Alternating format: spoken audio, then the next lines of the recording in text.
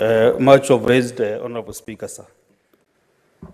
Honorable Speaker, I ask question number 038, which is as follows. What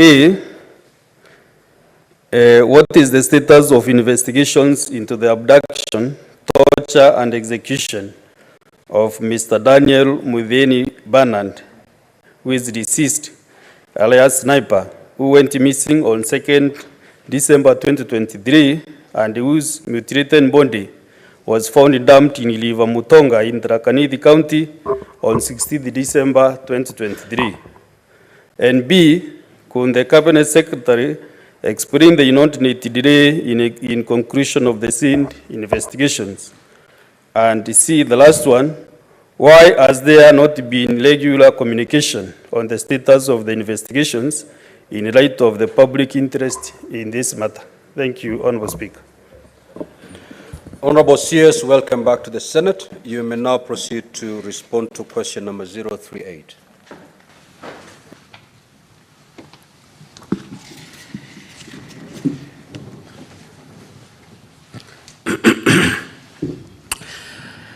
Thank you, Right Honorable Speaker. Mr. Speaker, sir,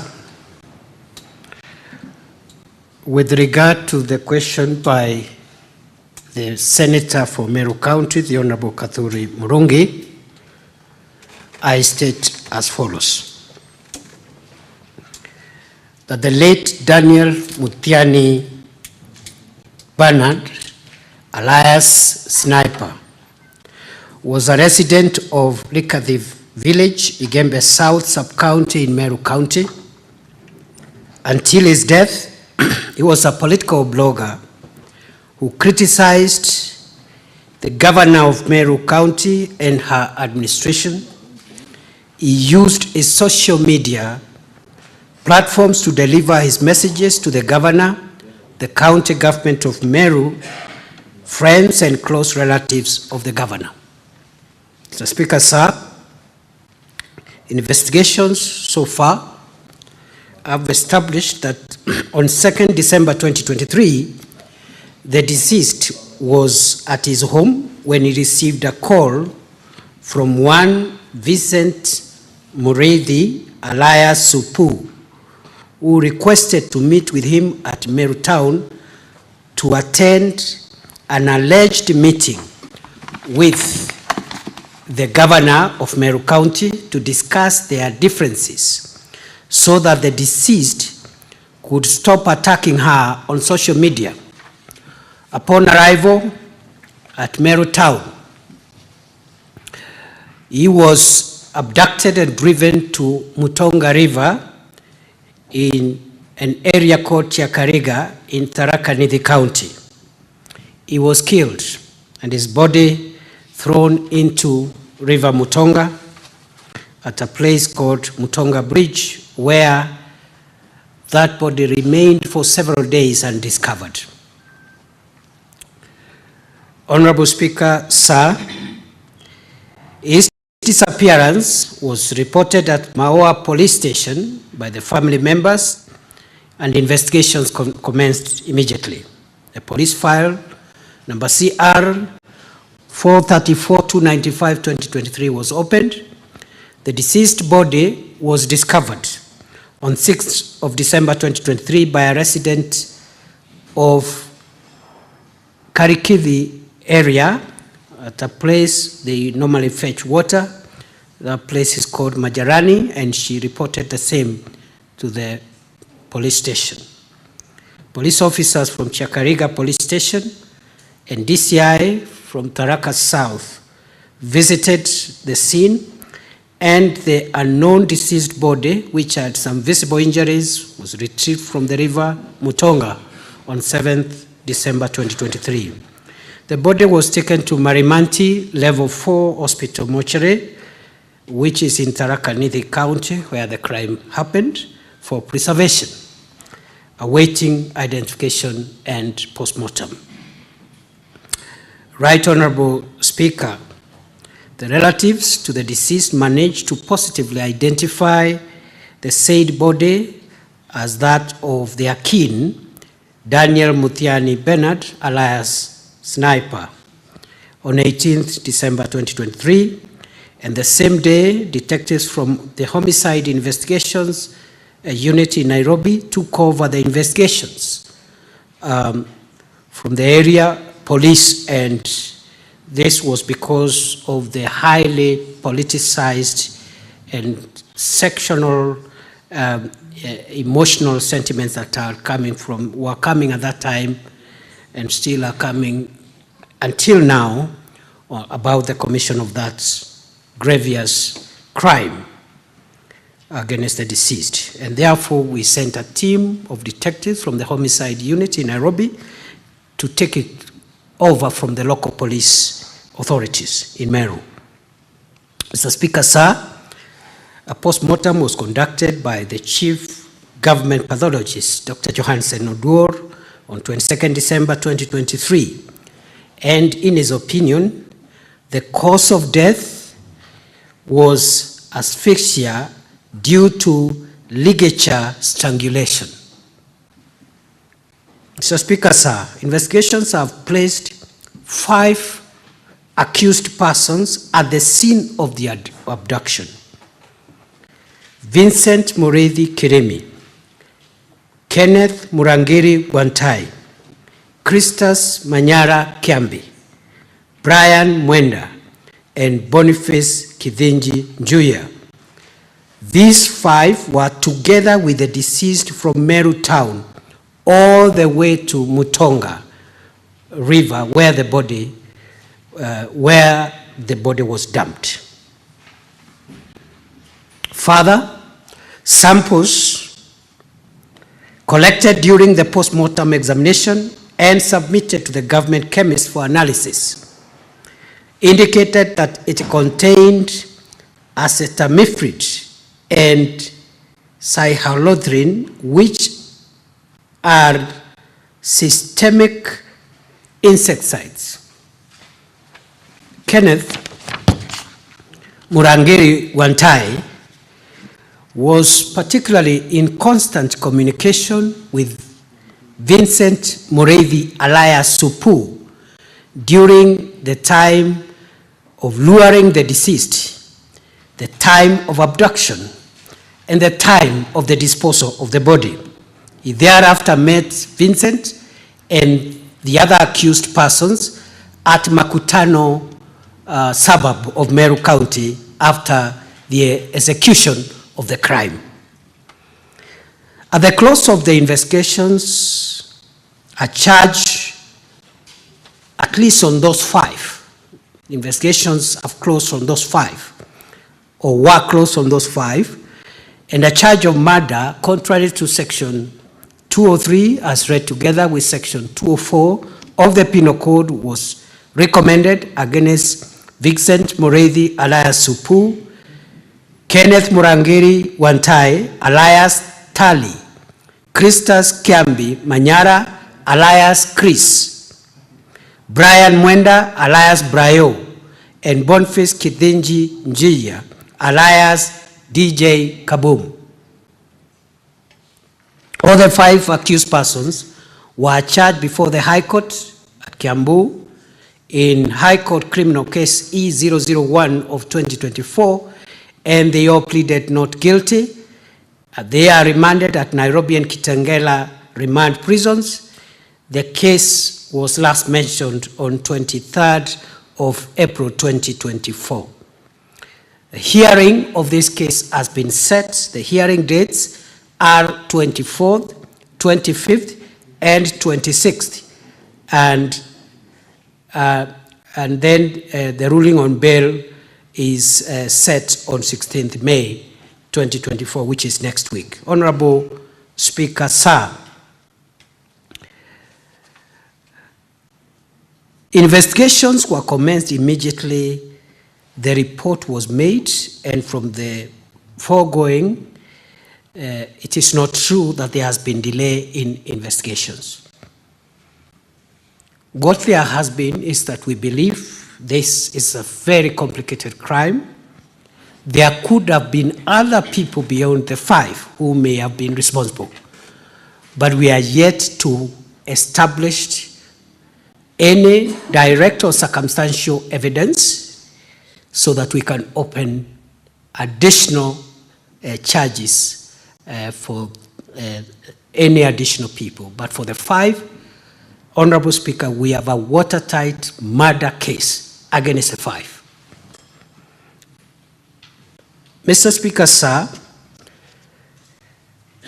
the government is committed to uphold the freedom of expression and right of information as enshrined in the Constitution. Any journalist or blogger who is intimidated or harassed is encouraged to report to the nearest police station or even to anonymously report so that action can be taken. And I want to assure the House, through you, Honorable Speaker, that the government is committed to make sure that our agencies for law enforcement act fairly and enforce the law against all persons without fear or favor, without discrimination, and without any bias. Honorable Speaker, our police officers have been sensitized on upholding the rule of law and constitutionalism, and therefore nobody should feel unsafe, nobody should feel as if they are not protected by the law of Kenya or by the law enforcement agencies of our country. I submit, Honorable Speaker. Senator for Meru, you have an opportunity to ask 2 supplementary questions pursuant to Standing Order 51C7. Thank you, Honorable Speaker, sir. Honorable Speaker, first of all, I want to thank the CS for the comprehensive brief that he has given this House, and also to commend him because he is one of the visible CSs that we have in this country and who are doing some good work. So, Mr. Speaker, mine was actually to ask the CS whether the investigations have been concluded. He has touched on it. And Mr. Speaker, the reason that I am asking so is that this homicide department of our police force has not delved on the sponsors or the people who paid these 5 who are already in the cells. At no point has there been any link to any other person on this matter. So, Mr. Speaker, my first supplementary question is to ask why this investigating body has never touched on the sponsors of this man. Noting that, Mr. Speaker, Sniper is still in mortuary. He has never been buried. The family, the wife, the family, the entire Meru community is waiting for justice for Sniper. And the whole community has agreed this guy will never be buried until we see justice is being done. If I thought we could get that link of who are these sponsors, because the CSC statement was very clear who Sniper was. Senator for Meru. Let me even ask this only this supplementary, Mr. Speaker. Let me guide you. I'm not going to gag you. Let me guide you. Honorable Senator for Meru, you are expressing an opinion. And if you look at Standing Order 51B, which gives you the parameters of a question, it says a question shall not, and it gives many components, and F says seek an expression of an opinion. The opinion you're giving is that there are sponsors behind this homicide. Now, the space you're trying to get into, you may be called upon to substantiate, and I don't think you'll be in a position to do that comfortably. So, as you ask the supplementary question, avoid giving your opinion on this matter. Proceed, Honorable Deputy Speaker. Well read, Mr. Speaker. Is then to request the CS for speedy investigations, whatever bit that is remaining. We request as a Meru community for speedy investigation so that can be concluded, because he really said that investigations are still ongoing. to see whether the other people involved. So I request that BMB expedites more investigations so that this guy can get justice and then he will be put to rest because still he is in the mortuary, Honorable Speaker. Honorable CS. Mr. Speaker, sir, investigations have not concluded. The murder file on the deceased is still open, and murder files are never closed, and there is no statute of limitations on murder offenses, and therefore, Mr. Speaker, I want to assure the House through you that all persons who may have participated in any way, directly or indirectly, in the heinous and cruel murder of the deceased will be held accountable.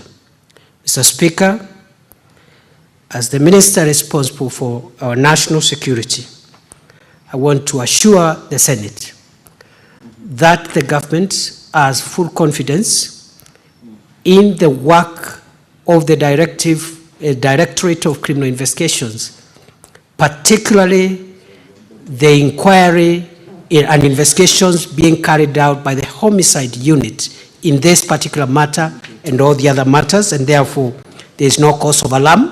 And finally, Honorable Speaker, in the event that any member of the public has any information that can help us link anyone that they think there is evidence linking them to this murder, please give us the evidence. But at the moment, we are analyzing data, and that I take cue from the request by the Senator. We'll be asking the agencies to expedite without, of course, interfering with this work that is being done. We want to make sure by the time we take people to court, we will have them convicted. For these 5, I see no room for maneuver. They will have to be held accountable because the evidence is watertight. Senator Wambua.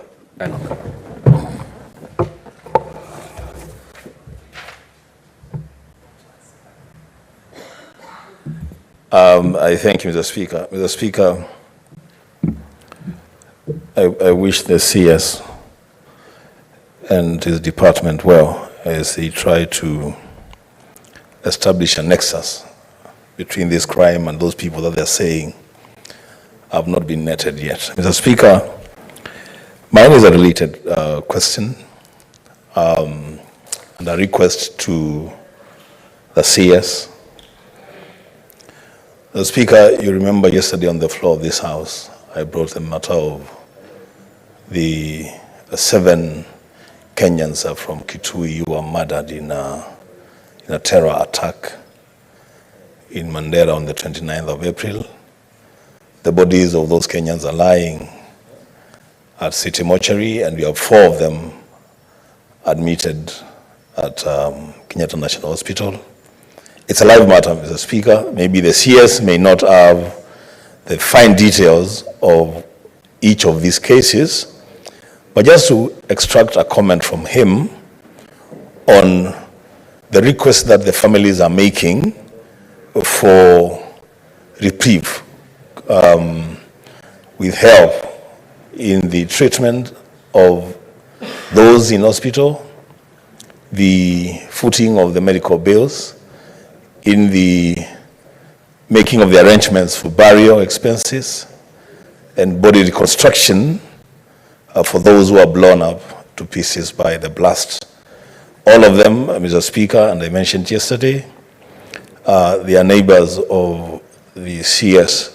Of course, he is a national government official.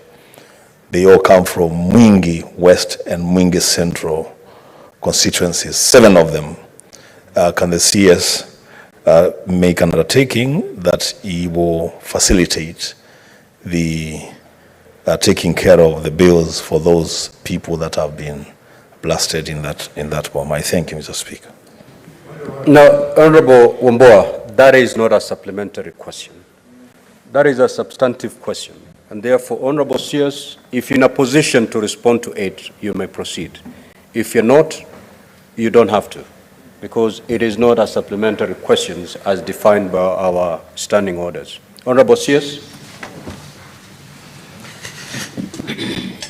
Mr. Speaker, sir, we have a long tradition in this country for governments, not just this particular administration, all governments or administrations to support Kenyans in distress.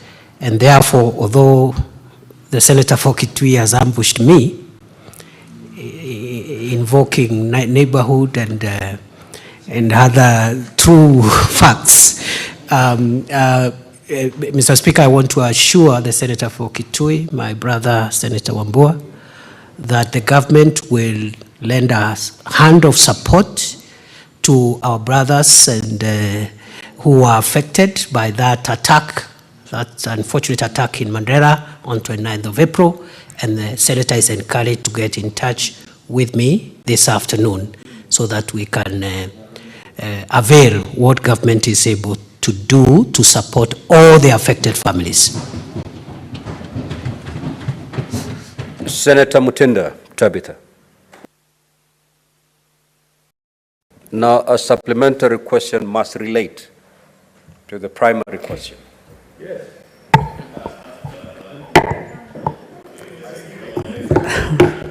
Thank you, Mr. Speaker, and let me start by appreciating the CS for the great work that he's doing. And on the issue of one sniper, Mr. CS, you know that one of the key evidences for any murder is 1, the body, 2, the weapon, 3, the motive. In this case, you have the body, you have the motive, which was criticizing the governor. In the 5 arrested accused people, we have Ken, who is a brother to the governor. We have Supu, who is the PA to the governor, the PA to the husband of the governor. We also have the crime scene, which you investigated, which was a home to the, is a home to the governor. Senator Tabitha. My question, Mr. Speaker. Are those facts contained in the response by the CS? Yes, they are contained, and that's where I'm bringing my question from. I'm basing my question on the feedback. Now, the relationship between these people and the governor, are those facts contained in the response? It is in the public domain that these are relatives, some of them are relatives to the governor, and that will make the CS understand my question, so that's why I put it like that, Mr. Speaker. And my question is to the CS, with those common denominators that all focus on one person, who is the governor of Meru, do you, in your view, are you seeing any connectivity of this killing by the said person? Was there any financing by the governor to these people? Because the call, as you indicated, was that the need of the call from Supu was to discuss on how the late sniper would stop criticizing the governor. And lastly, the cost of the mortuary that are still accruing each and every day simply because the family has not been able to give a decent send-off to their loved one. Is the government going to take this cost? Because the delay is on the government side, because if this case has been closed, then the family would have an opportunity to rest one of their beloved ones. Thank you, Mr. Speaker. Now, before the CS responds, honorable senators, do not bring facts that you may be called upon to either prove or substantiate. The fact that some of them are relatives to the governor, that is not a matter in the public knowledge. I'm a member of the public and I'm not aware of those facts. And therefore, don't assume the role of a witness to give evidence.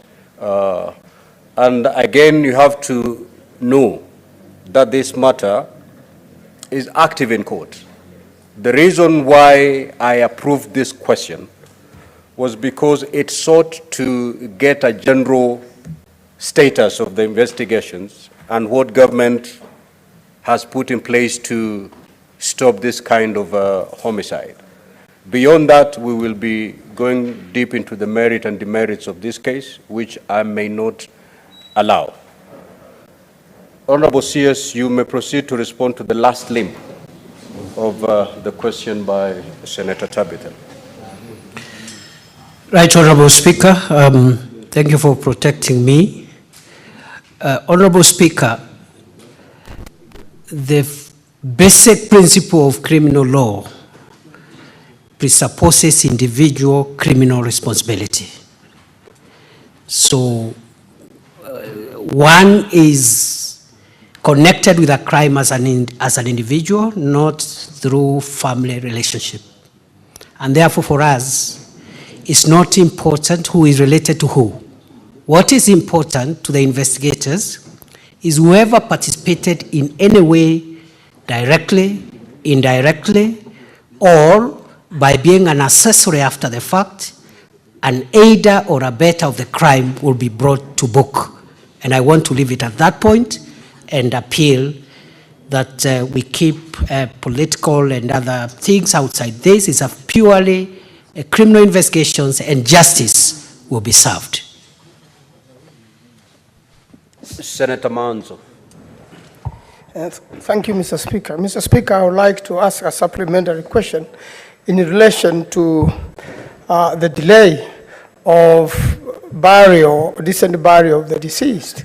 Mr. Speaker, could the CS explain or indicate whether, as a government, bearing in mind that a murder trial can last for many years, is there a way, as the Minister of Interior, who we know is a studious minister with a clear mind as to what he's doing, and this matter being a family matter, is there a way his office can talk to the family so that now that some ground has been covered and some people have been charged, that they could now lay to rest the deceased? Bearing in mind that if we allow the state to be as it is, it could even be for 10 years, if they're waiting for somebody to be convicted so that they may rest the deceased, it could be a long. Is there anything you can do as a ministry, as an office, to convince the family to lay to rest the deceased? I thank you, Mr. Speaker. Honorable CS. Mr. Speaker, sir, we would encourage the family to rest their loved one, because first, criminal investigations are never closed. Criminal files are live forever. However, criminal investigations are also complex, and by the time you take someone to court, you must have good evidence so that you don't just engage in an act of futility where you arrest anybody who is mentioned without sufficient evidence and then they are acquitted by court. Therefore, Mr. Speaker, in line with the request and the suggestions by the distinguished Senator for Makueni, my friend, the Honorable Manzo, we are trying informally to reach out and talk to the family and the community to just rest their loved ones, because in case of anything, as members of this House are aware, we even exhume people when it is necessary, of course through a court order, if it is necessary. So keeping the body unburied doesn't serve a lot of purpose. In any case, the government does not require any form of pressure to do what is right and what is just.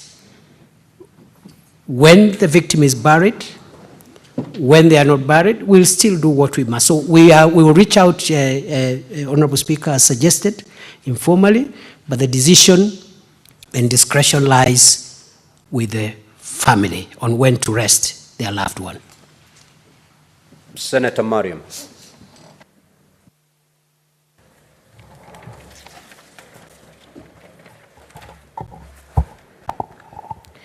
Thank you, Mr. Speaker, for giving me this opportunity. Mr. Speaker, I wanted to ask the CS on the matter of Al-Shabaab. No, I'm afraid, Honorable Senator, that I will not allow you to go that route, because under standing orders, the only thing you can do is to ask a supplementary question. And a supplementary question is a question that is related to the primary question. And if you look at the response, if you look at the question and the response by the CS, there's nothing Al-Shabaab in that matter.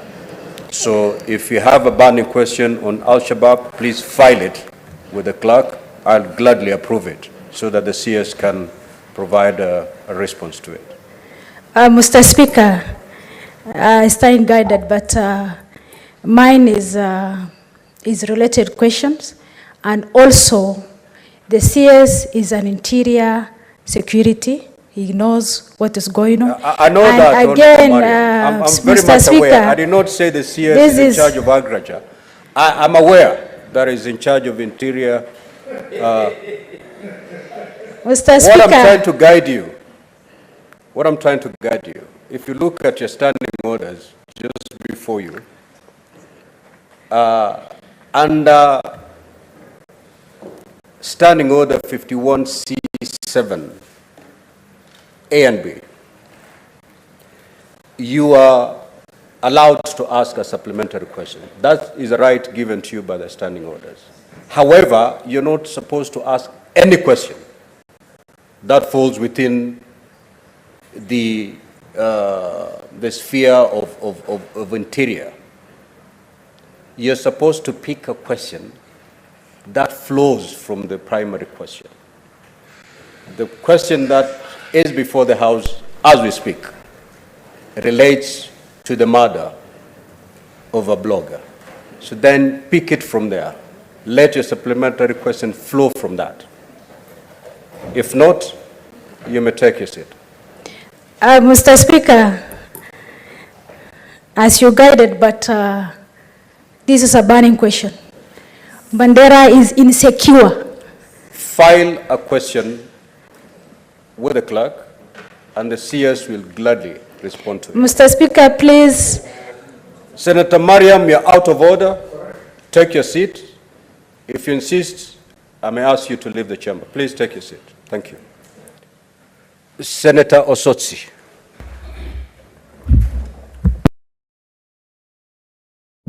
Thank you, Mr. Speaker, for the opportunity to also ask a supplementary question. Mr. Speaker, this matter is about a blogger who was murdered for expressing himself using the online media.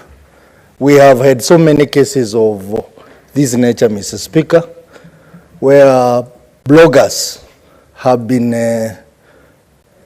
killed and sometimes injured by the people who they are accusing.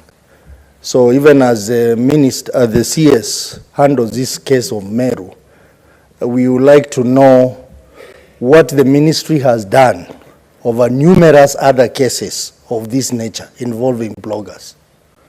So maybe the cabinet secretary can tell us more about cases of this nature which have been reported in the past.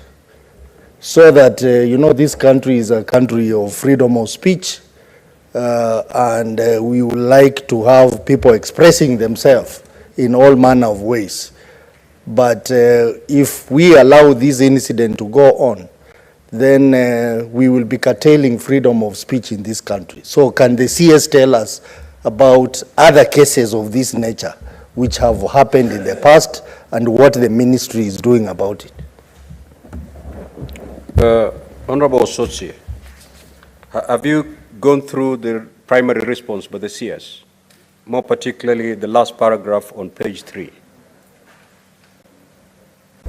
I have listened to the cabinet secretary very keenly. Yes, he has, because that is one of the primary questions asked by the Senator for Meru, and the written response actually captures that. Nevertheless, Honorable CS, if you have anything to add beyond what you've already stated in your written response, you may proceed. Mr. Speaker, sir, over and above my written statement, I want to confirm, just as stated by the distinguished Senator Otsosi, that we have very many cases across the country of complaints, formally lodged complaints by bloggers and people in the cyberspace who have been threatened for expressing political or other views on the cyberspace. We have so many. And what we've done is that we have established a special unit within the DCI, which is handling threats and criminal activities that are being perpetuated on bloggers and people who exercise their freedom of expression through the cyberspace and get intimidated or harassed or punished for it. So we have set up a special unit which is monitoring, first of all, content that could be hateful or perhaps incite violence, but at the same time, that is the same unit that is responsible for protecting the freedom of expression through the cyberspace to ensure that bloggers and other people who express themselves do not attract criminal responses. Senator Mbugua. Thank you, Mr. Speaker. I would want the Cabinet Secretary to tell this House what assurance he can give to the family of the deceased and the residents of Meru County that because of the nature of this case, that there will be no interference whatsoever and justice will be served and seen to be served. Thank you, Mr. Speaker. Honorable CS. Mr. Speaker, sir, I want to assure the family and the community from where this crime has been committed that the government will ensure impartial and comprehensive investigations. And I also want to assure no one will interfere with this investigation. All the people where evidence had led us to investigate have been investigated, including the home of the governor, and nobody is above the law. Anybody who is linked will be punished, who is linked with this crime, and also nobody has the capability, the capacity to try interfering with this matter, because we will not allow crime to thrive because of interference. Nobody is powerful enough to interfere with the statecraft, especially on sensitive issues like national security. Senator Dulo. Thank you, Mr. Speaker. Mr. Speaker, I would like to thank the CS for the information given on the blogger who's been killed. In line with the same, Mr. Speaker, I know there is so much threat on the ground, more specifically to the bloggers, and I'm sure the CS is aware sometimes security agencies are also used by those who are in power to silence those bloggers. And number two, Mr. Speaker, there are counties where governors are recruiting youths in the name of Jeshi Fulani, Jeshi this, and Jeshi that. I don't know whether he's aware, but it's something that is actually worrying in most of the counties, and I can speak for Isiolo County. The CS should be on top of those things, and if it is happening, they should look for ways of stopping those kind of arrangement. I thank you. Honorable CS. Mr. Speaker, sir, I want to confirm that this cyberspace is being used, first of all, for freedom of expression, which is very good, but also, as I've just intimated a while ago, it is being used to incite violence and go overboard even in some of that expression. So that is the one side of the story. The other side of the story, Mr. Speaker, sir, is that there are people who may want to use security officials to try and suppress opinion and harass people who express alternative political opinions. We are aware. And I want to confirm what the distinguished senator for Isiolo County has said, that we have active investigations as we speak in 19 counties of leaders and other influencers who have organized teams of online people to harass, intimidate, incite violence using the cyberspace.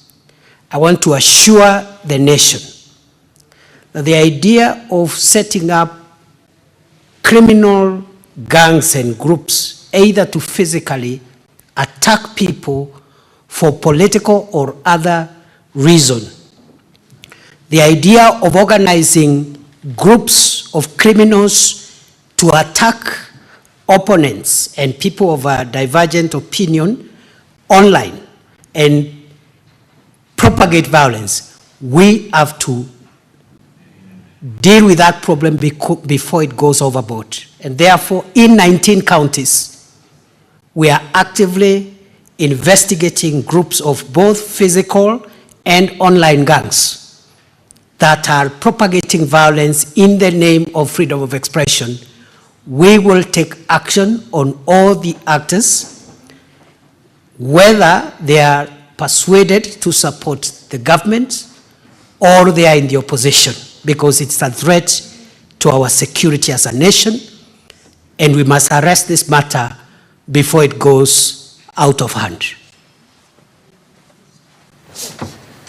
Now, honorable senators, we will now proceed to question number 001 by the Senator for Kisumu, Professor Tom Ojenda. You may now proceed to ask your question. Thank you, Mr. Speaker. I will proceed to ask question number 001.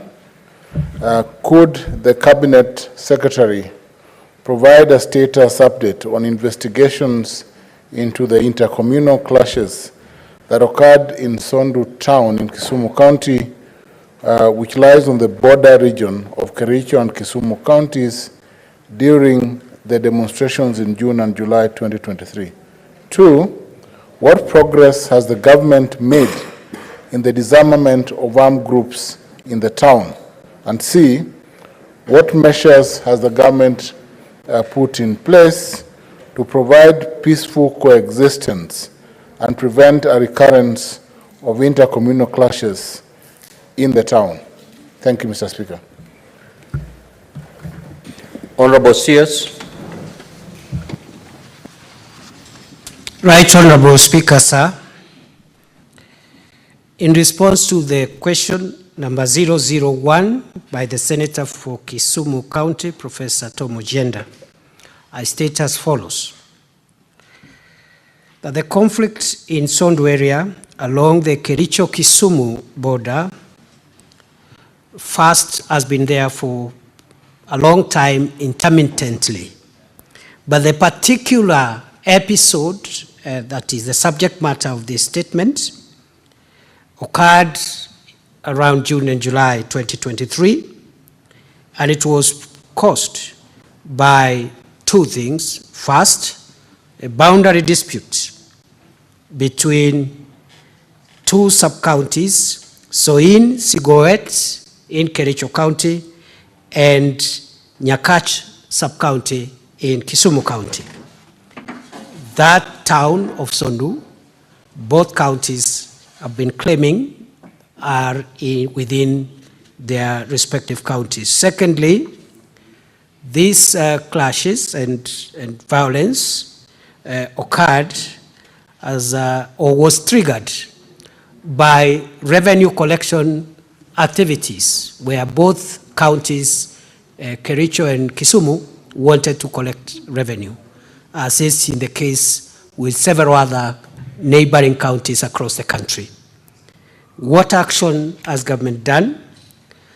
We commenced investigations, but even the immediate action we did to de-escalate the violence was to post the elite general service unit, a company or formation to de-escalate the violence and restore law and order. But other than the deployment, Honorable Speaker, we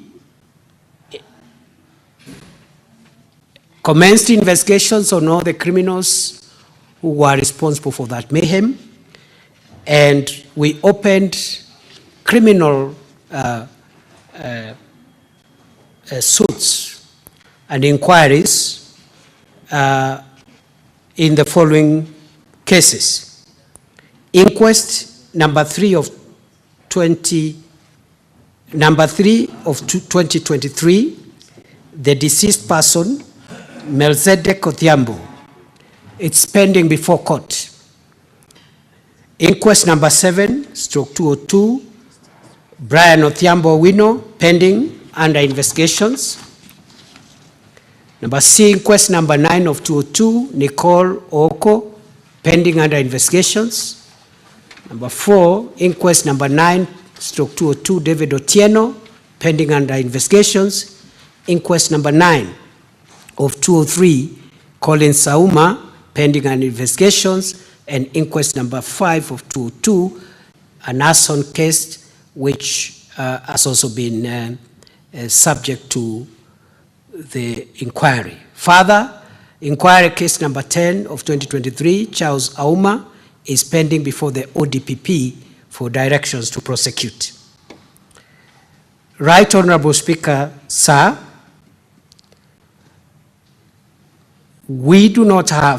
we believe that there are no armed groups in Sondu town. What we believe there is are groups and gangs of youths from both sides, the Kericho side and the Kisumu side, who arm themselves with bows and arrows from time to time. And what we've done to make sure that these gangs do not regroup is we have issued a security directive against bearing of arms on both sides. No one is supposed to carry arms.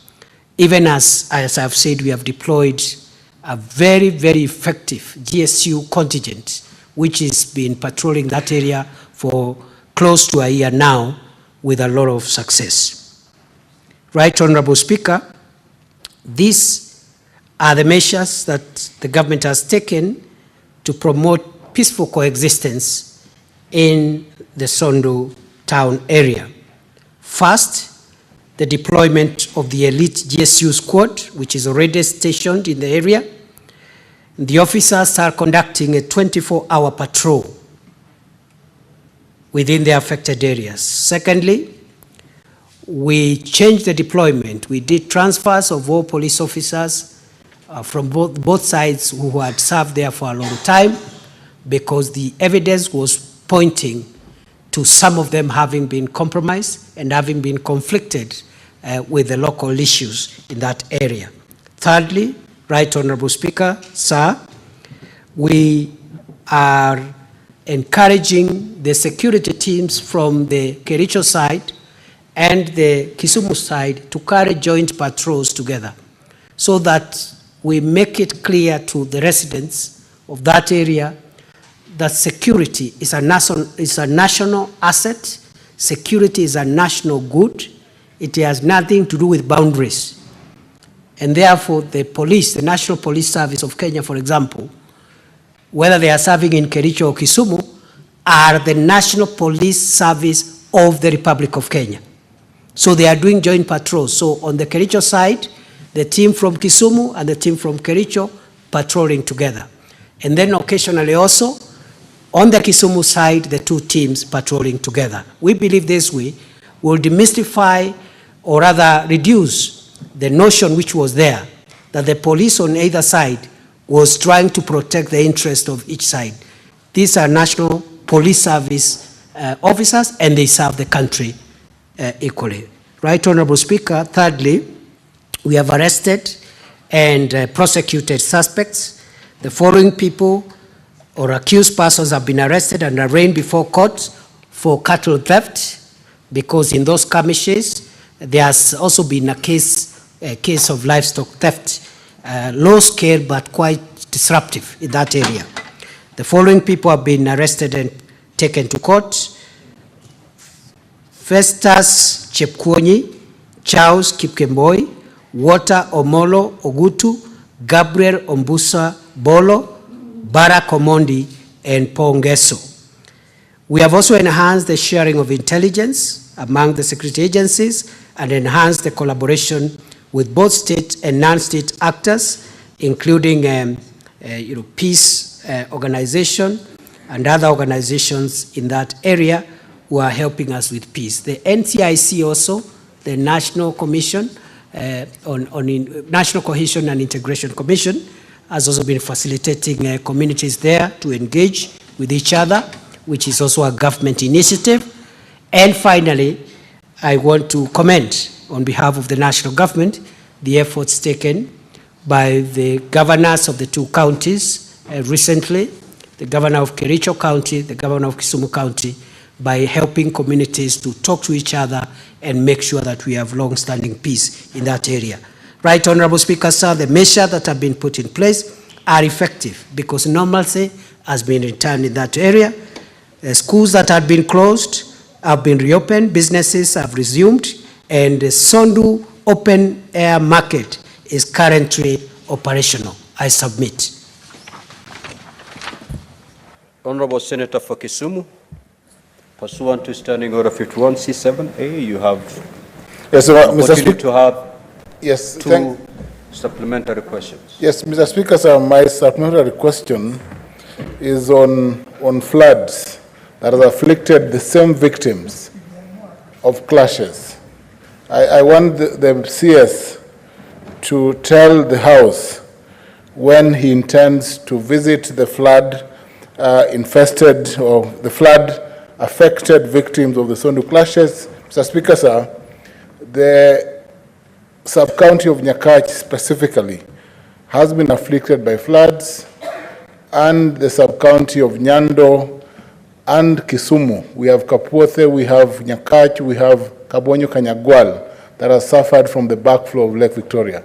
I just want the CS to tell the House when he's visiting Kisumu and myself, just to share with us, we want to know that the government is concerned about us, Mr. Speaker, sir. Honorable CS. Right, Honorable Speaker, I don't know whether it will be in order for me just to say that I'll visit very soon, because the reasons are mainly two. Right now, the whole country is engulfed in a huge crisis, and we are trying to ensure that we respond and are available to as many emergencies as possible, including the emergency right now in Nyando. It's one of them. And secondly, also, this space, we do not have the privilege of having publicly available long-term calendars published. But I'll be in Kisumu soon in the next few days, and I'll notify the Senator for Kisumu County. Senator Aaron Cheriot. Thank you, Mr. Speaker. Mr. Speaker, I'd like to welcome Majority Leader Emeritus, the CS for Interior, into this House, always diligent in finding time to come and respond to issues of members. And I appreciate when he takes time to engage us like he has done this morning. Mr. Speaker, I had earlier requested to speak, but you didn't grant me an opportunity. And serving in a position of responsibility or leadership in the House comes with its cost sometimes. part of which includes not picketing at the speaker when they don't grant you an opportunity. And therefore, I missed out on an opportunity to ask the CS, because we were talking about bloggers and people who've been hurt. At the time of his coming to office, there was a very serious case of 2 Indian nationals who used to work in the communications team of President William Ruto, who were brutally murdered, just like... So, Majority Leader, let me use my limited powers given to me under Standing Order number 1 to allow you to ask that question, and then you can pick one for this particular question. Another privilege of being leader of majority. I thank you, Mr. Speaker. So, if the minister finds it well within his means to give perhaps a response to this, if not, he can file a response later to the House, Mr. Speaker, is a matter of these 2 bloggers of Indian descent that worked in the presidential communications team of then candidate, but now President William Ruto, who were abducted and murdered. I know there had been investigations, but up to date, I have never heard if anyone has been taken to court on that particular matter. Therefore, Mr. Speaker, it will be important for the minister to brief the House, because this is something that caused great agony to the young families of these 2 gentlemen that worked with us in the communication team. On this particular issue of Sunu, Mr. Speaker, I want to first appreciate the minister for the steps that he took at the height of that very difficult time and intervened during that season when there were clashes in Sunu. I just wish to request him, Mr. Speaker, if he can confirm to this House whether there are plans to make that GSU camp that he has referred to be in existence on a permanent basis, given that this is an area of high potential threat every time there are either political disagreements or otherwise, Mr. Speaker, because if we can have that GSU camp in permanently there, then it will deter people, Mr. Speaker, who are known to commit either acts of violence or other even acts of theft, because apart from clashes, Mr. Speaker, that are of a political nature, within the same vicinity, there are challenges also of cattle rustling, Mr. Speaker, on the boundaries of Kericho and Kisumu, and therefore it will serve us well in providing calm and peace in that region if this GSU camp can be permanently located in that particular location. Finally, Mr. Speaker, is to request the Cabinet Secretary to now go the full hog.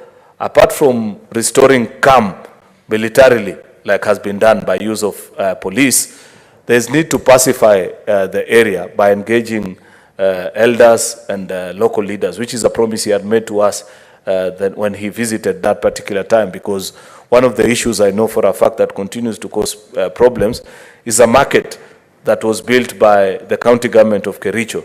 But up to date, they are not able to either allocate traders to use that particular market or collect cess from that particular market, yet these are resources that they use, and therefore the people on the Kericho side continue to feel hard done that they invested, that the county government put up a market, which unfortunately they are not able to collect rates from, which is something that causes animosity.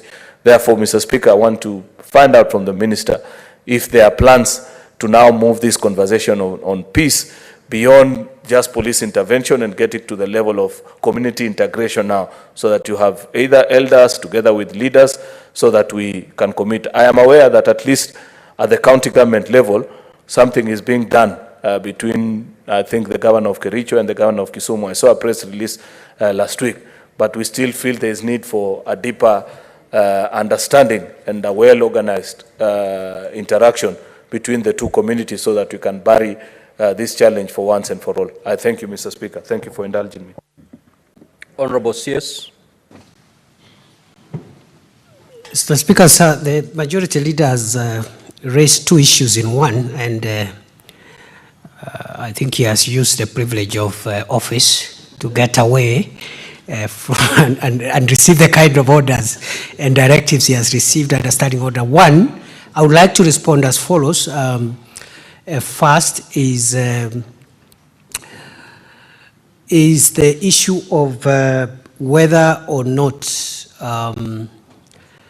we have made headway with regard to the Indian nationals who disappeared and are believed to have been murdered just before elections. We have made some progress, but because this is a legal process matter, I request if that question could be conveyed to us in writing so that we get accurate information which is up to date. But from where I sit, I know some progress has been made. We may not have nailed the suspects, but we'll be more than happy to provide the status update if a request is made in writing from the Senate, the Majority Leader. On the second issue, Right Honorable Speaker, sir, at the time when I visited Sondu at the height of the episode in June, July last year, it is true the political leaders from both Kericho and Kisumu had requested to meet with us. We were not very keen at that time, which is one of the occupational hazards I suffer these days.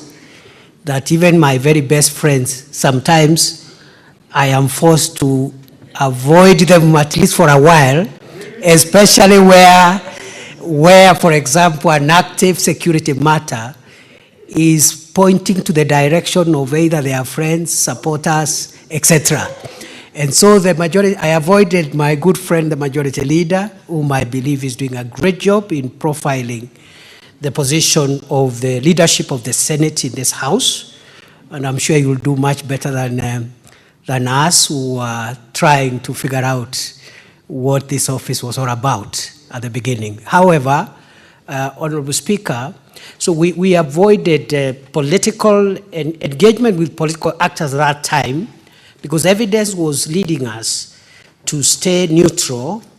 But I am happy to report to you, Majority Leader, through the Speaker, that we are in a good place now, and I want now to honor the promise that I did. And I will take the initiative to bring the teams together from your Kericho side and Kisumu side. Mr. Speaker, the House may want to know, the Sondu matter is not as complicated as some of the other issues we are handling. These are brothers and sisters and neighbors who understand each other. So with regard to the question of meeting political leaders for permanent solution, we should be beginning that as soon as possible. And finally, Honorable Speaker, the request or the suggestion from the Leader of Majority about the GSU camp, he had already approached me informally outside the House, and even my senior senator for Kisumu had also requested the same as a sign of ensuring that there is a stability in the area. We will make that camp at Sondu permanent and will increase its strength because we realized that's a matter where presence of law enforcement can 99% resolve the matter. Senator Manzo. Thank you, Mr. Speaker. In relation to the same matter, Mr. Speaker, I remember one time it was on this floor, and at that moment it was a blame of a stolen motorbike. Then it has graduated to other factors. I would like to ask the CS, while looking for a permanent solution, have you dealt with the issue of boundaries? Because, Mr. Speaker, we just did a law here which has gone to the National Assembly.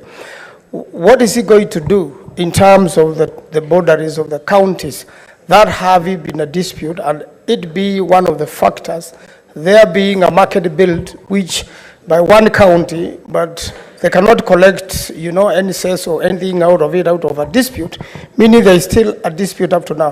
What are you doing about disputed boundaries which cause a similar problem and is likely to cause similar problem in other parts of the country, like in the case of Makueni and Taita Taveta?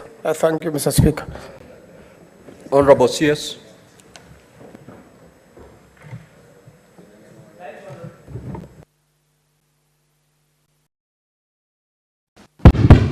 Right Honorable Speaker, sir. It is true about 27 counties in Kenya are having border-related issues, a county and the other. And this is not a matter that has started today. It's a matter that has been there for decades, many decades, as long as Kenya has been established in the manner in which it has been established. It is also true that border issues of neighboring communities is a world over phenomenon. It's not new to Kenya. Our worry, though, as security managers, is the increasing approach of politicization, ethnicization, and criminalization of border-related disputes. That is where we have an issue. The politicization, ethnicization, and criminalization of border disputes, where influencers, whether political influencers or other influencers, want to take advantage of the differing opinion on where beacons and borderlines lay among neighbors to bring in crime, to bring in politics, and to divide the people of Kenya. We have made it clear in the national security sector that we are not going to allow criminals and characters who want to bring violence, crime, negative ethnicity, and destructive politics in a very honest discussion among neighbors as to where borderlines lie. And one may ask, Mr. Speaker, then if politics, ethnicity, and the rest are removed from borders, then why should we have borders? Borders are still relevant for commercial reasons. For example, the majority leader, who is the senator for Kericho, and the senator for Kisumu, that discussion they're having around Sunu has some revenue, commercial-related matters. The same with the distinguished senator for Makueni and their neighbors in Taita Taveta. So we have no problem neighbors canvassing boundary disputes so that they can deal with commercial and other issues that are innocent. What we will not allow: violence, incitement, negative and destructive ethnicity.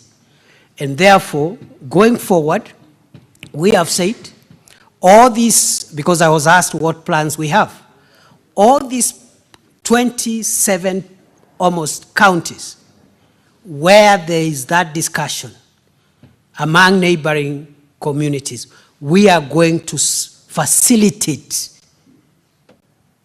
as security managers, facilitate communities to discuss and resolve that issue. Minus crime.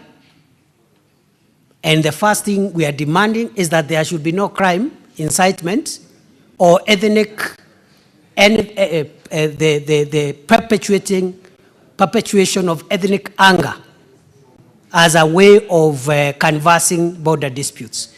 As soon as any counties that are affected remove crime and negative politics and ethnic profiling and incitement from the discussions, will move in, and I'm sure we will find a lasting solution so that the commercial and other issues that are relevant continue unhindered, including what the Senator for Kericho has said. A market like that should be used to help generate the wealth of the people of Kenya, whether they're in the Kericho side or in the Kisumu side. They are the people of the Republic of Kenya. Senator Chiranke. Thank you, Mr. Speaker, and I want to congratulate Deputy Speaker Emeritus for the wonderful job he's doing. I think he's the best CS, and he knows what he's doing, unlike others. Mr. Speaker, Mr. Speaker, you need to protect me, Mr. Speaker. I don't know why the House is excited. But let me move quickly to my supplementary question. You'll be protected as long as you start protecting yourself. But Mr. Speaker, we are also secure because the Interior Minister is here. Number quick one, Mr. Speaker. I wanted to do follow-up on the issue of also Kisumu and Nandi and Kakamega and Nandi. We have had issues in the past. What is, because Mr. Speaker, what triggers these ethnic and border clashes sometimes is something that is beyond the hardware of the security sector. It could involve the issue of land historical injustice, among others.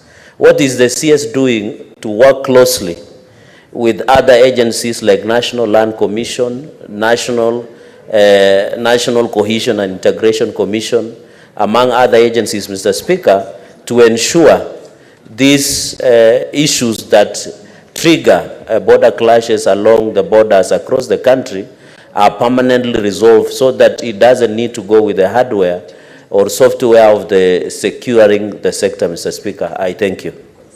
Honorable CS. Mr. Speaker, I'm discovering former many things because sometimes former Deputy Speaker, former Senate Majority Leader. Mr. Speaker, the matter raised by the distinguished Senator for Nandi is true. What we've been doing in the past and which we are now correcting is that we've been addressing border disputes in a piecemeal and a silo way. For example, as we are aware, the IEBC, for example, has a role in constituency and ward boundaries.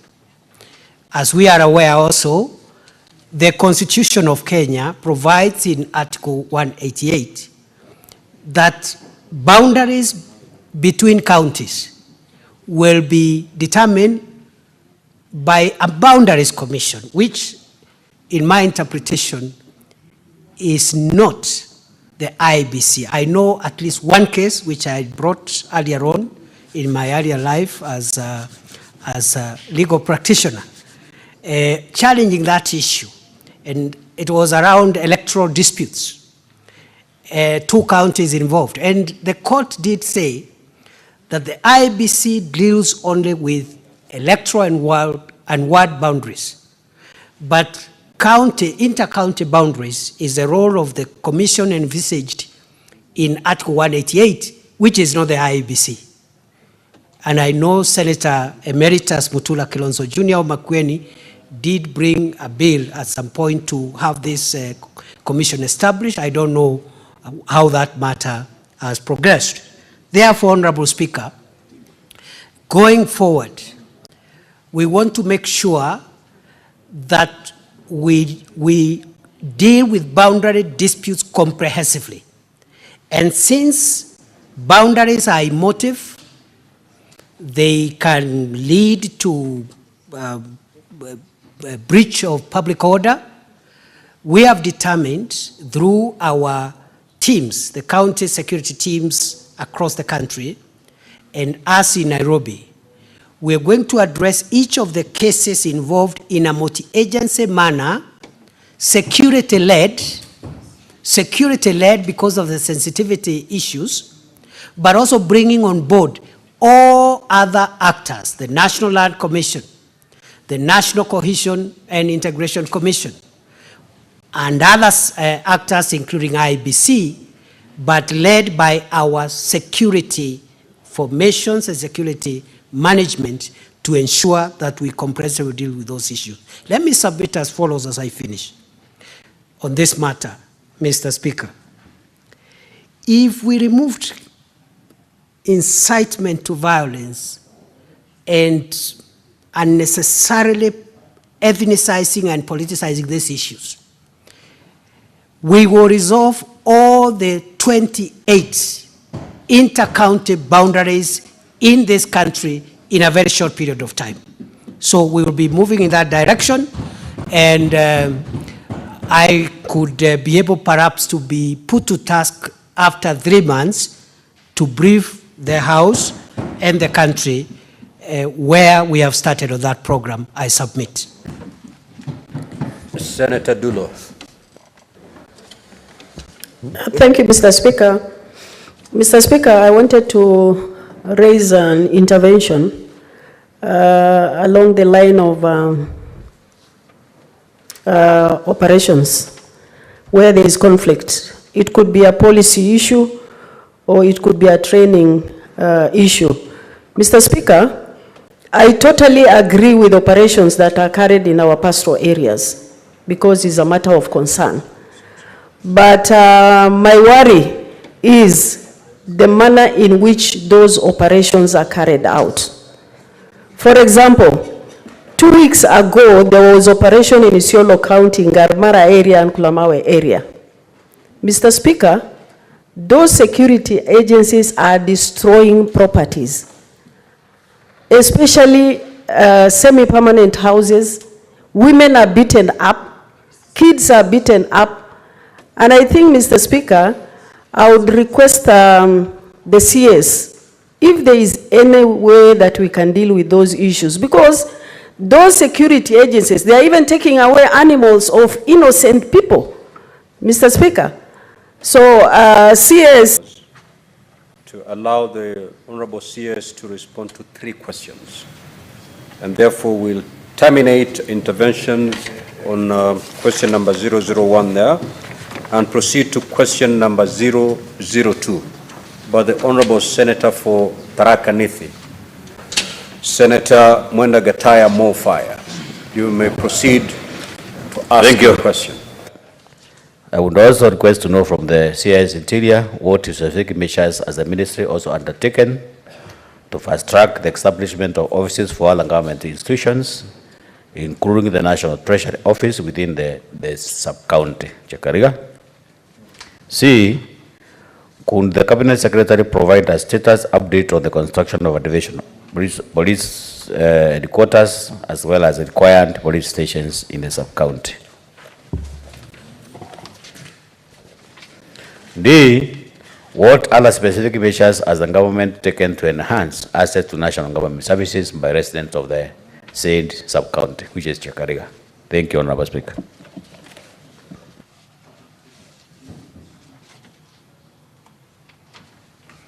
Go ahead, Mr. CS.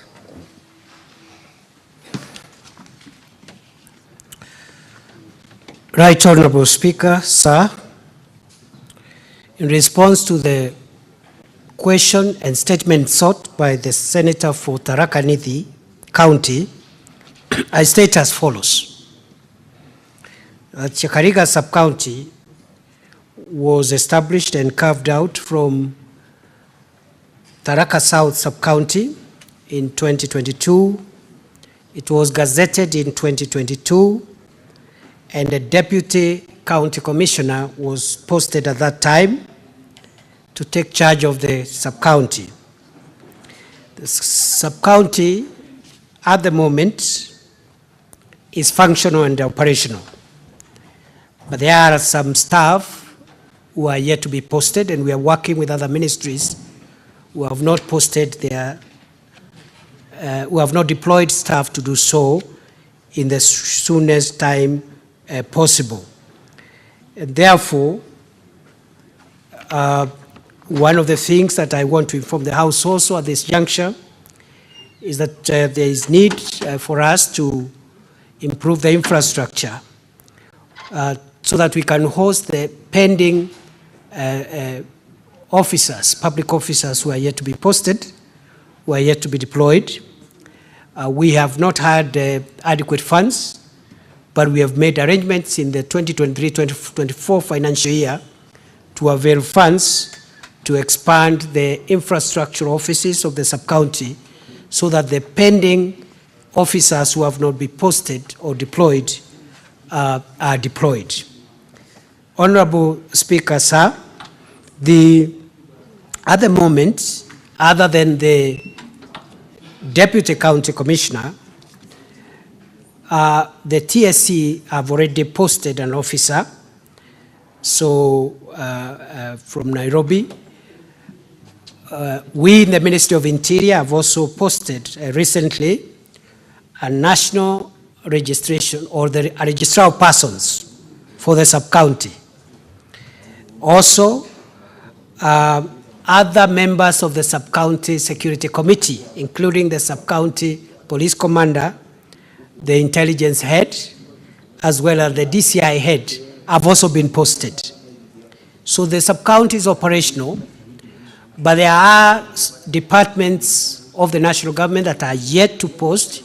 We are working with them to deploy, but also on our part as the Ministry of Interior, we have factored in the 2023-2024 budget monies to build or enlarge the infrastructure to provide office space, even as we do so for about 16 other sub-county headquarters that are in a similar situation as Chiakariga at the moment. So service delivery is ongoing.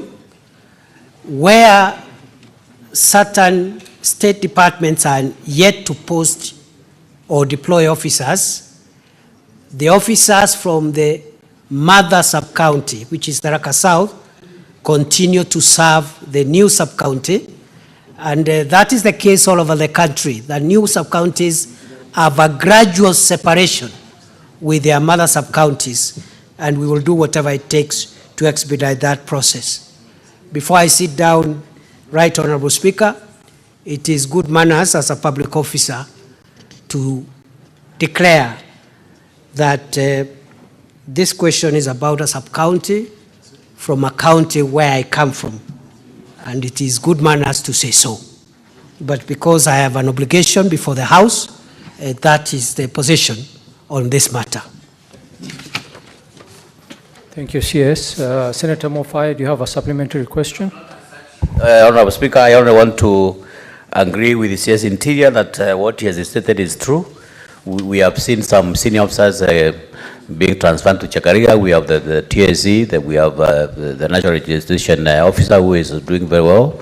And we trust that what he has just said is going to be realized in the next budget, and the Chakariga is going to be operational. I sincerely thank him for that response. I will allow supplementary questions related to the original question. Senator Osotsi. Thank you, Mr. Speaker, and thank you, Cabinet Secretary, for that answer. My supplementary question is... What is your point of order, Senator Kisang? Proceed. My supplementary question is in relation to the new sub-counties which have recently been gazetted by the Cabinet Secretary. Maybe the Cabinet Secretary can tell the House the status of those new sub-counties. When are you posting the deputy county commissioners, and have you made arrangements for their settlement and inauguration of those sub-counties? The case in point is Hamisi sub-county in Vihiga County, which you recently gazetted. So maybe you can tell us about that. Mr. CS. Right Honorable Speaker, sir. All the sub-counties that were gazetted in March, actually in February, 14th of February, will be operationalized in the coming financial year 2023-2024. Mr. Speaker, we encourage senators to liaise with the members of the National Assembly from their counties to prioritize from the CDF the building of infrastructure for DCCs because that expedites the operationalization process. We have some money, but it's not enough to serve all the needs that we have because of the fiscal space of the country and of the budget. Where members of the National Assembly have invested and contributed to the what already we have to complete the infrastructure projects for offices and residencies for our DCCs.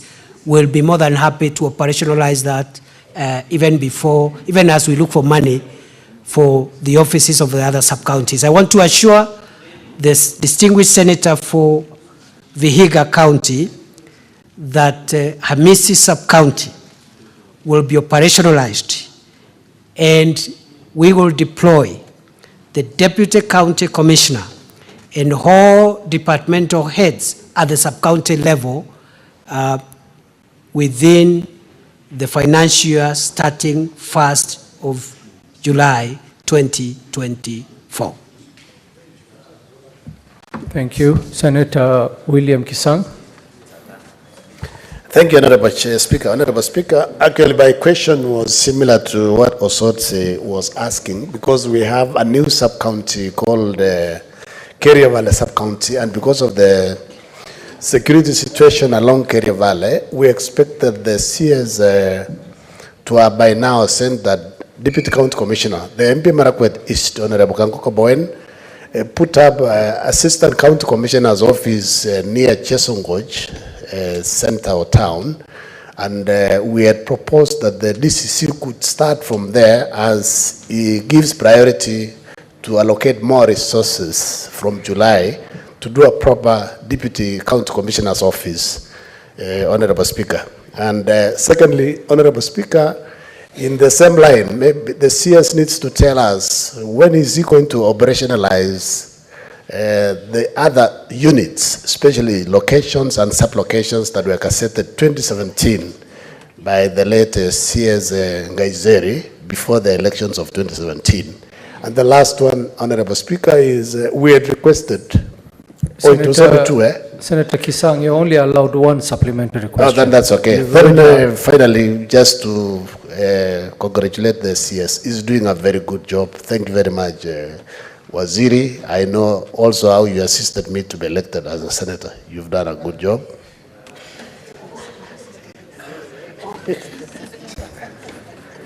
CS, you can answer the question. I hope that doesn't conflict. Yeah, Honorable Speaker, sir, with regard to the supplementary question or statement of the distinguished senator for Elgeyo Marakwet County, I want to confirm that because of the security situation in North Rift and particularly Elgeyo Marakwet and Baringo County, the two sub-counties that are critical to the securing that area, namely Kerio Valley Sub-County and Koloa Sub-County in in Tiati in Baringo County, will be operationalized within the next 30 days. Senator Enoch Wambua.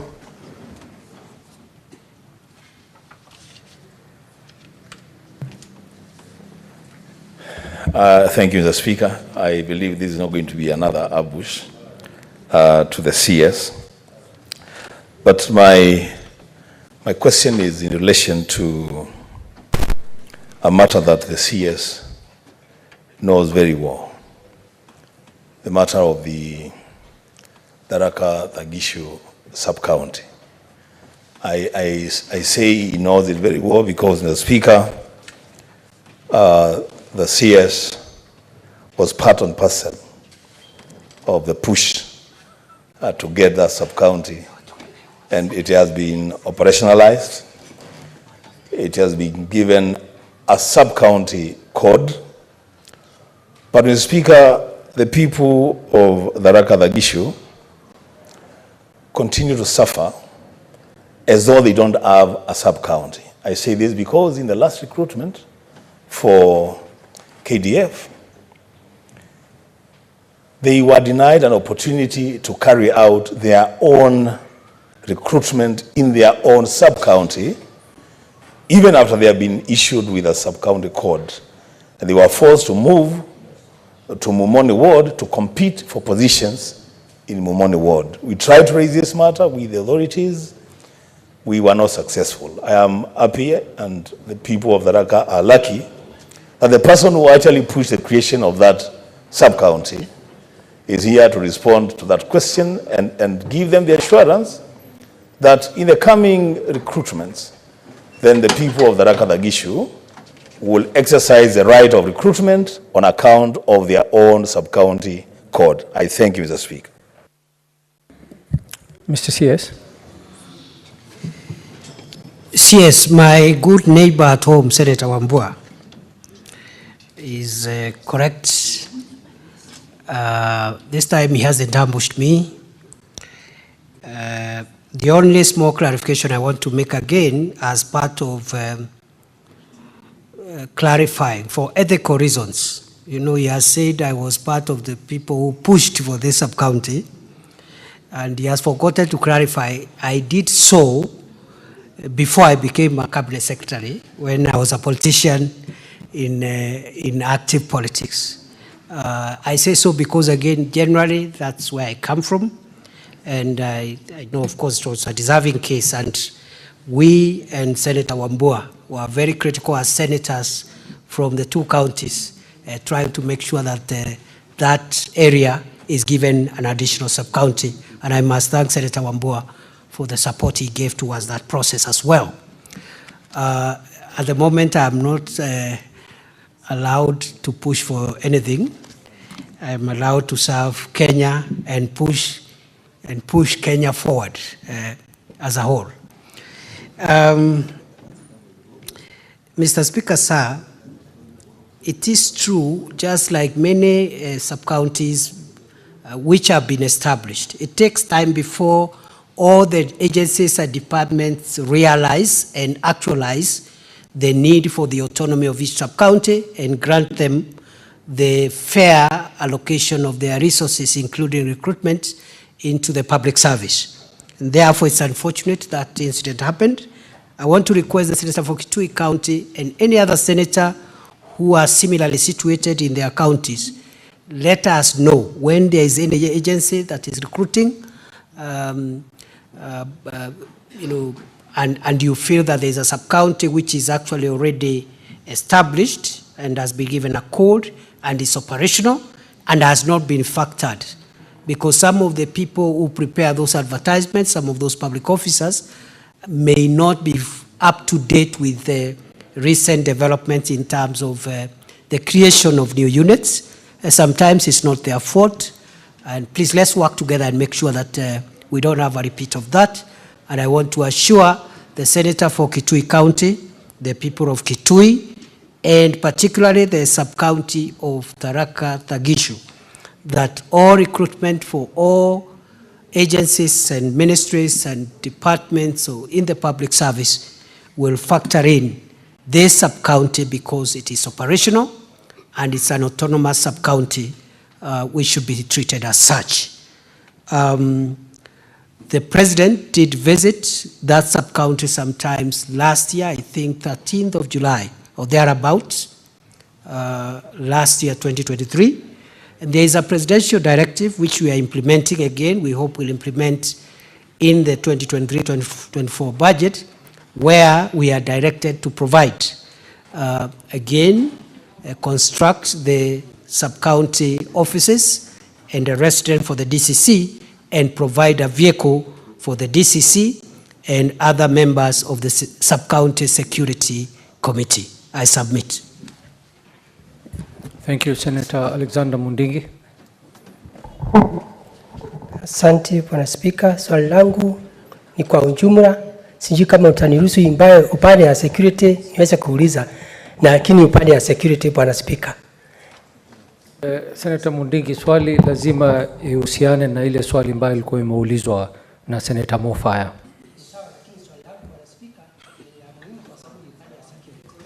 Pengine tutakupatia nafasi tukimaliza kuuliza maswali zote.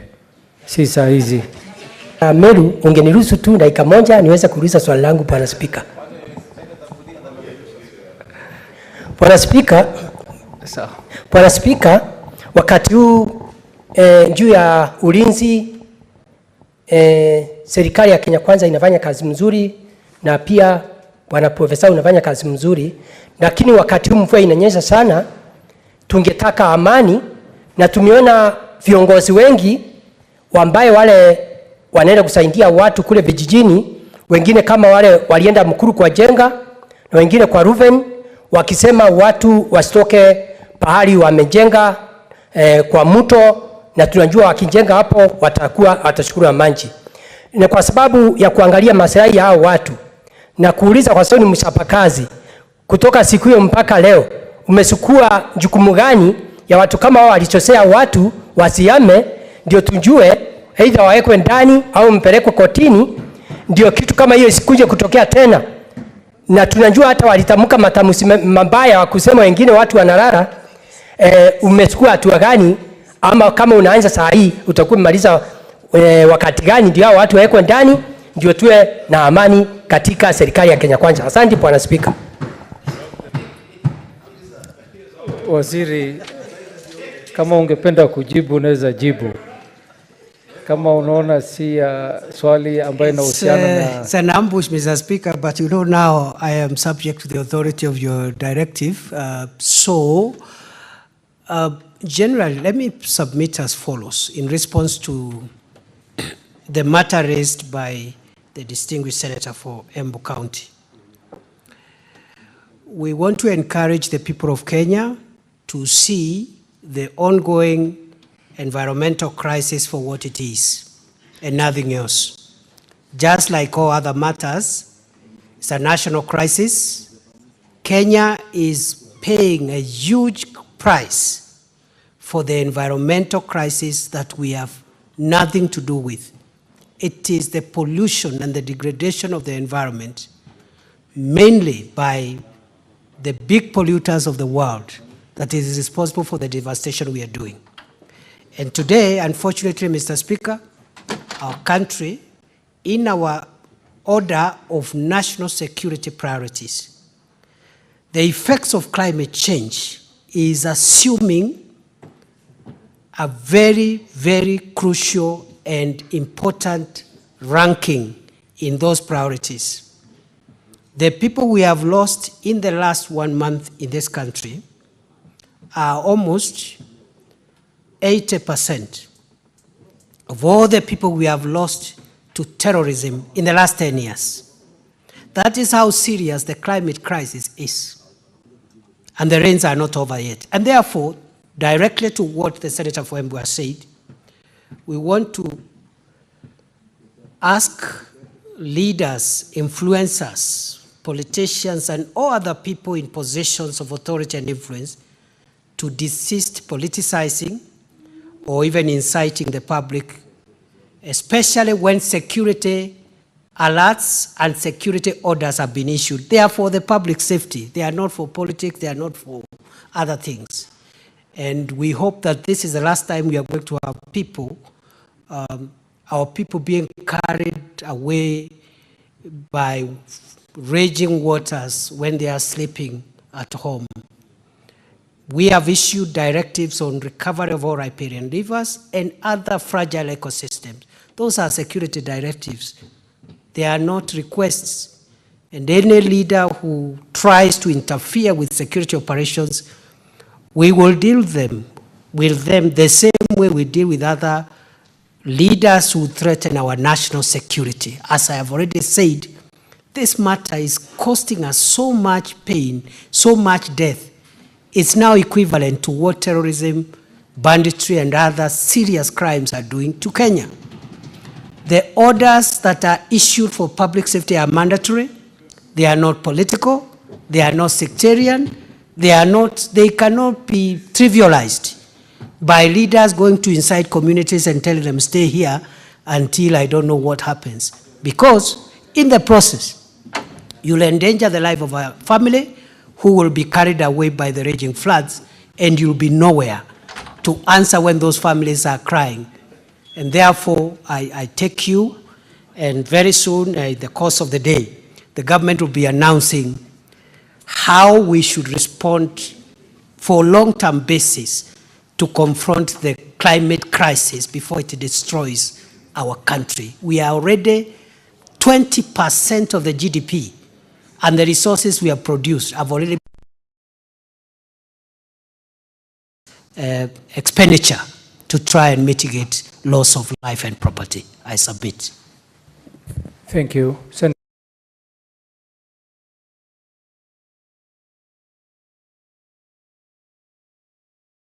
Secretary to tell this House the criteria used by government to create sub-counties and what is the optimal number of sub-counties the country should have. Thank you. Mr. CS. That's a good question, like all the others. Right Honorable Speaker.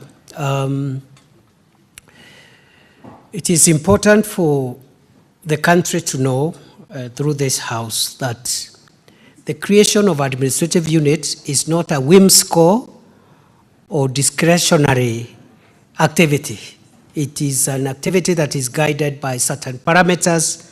Some of them are constitutional obligations to ensure the people of Kenya access public services as close as possible to where they live.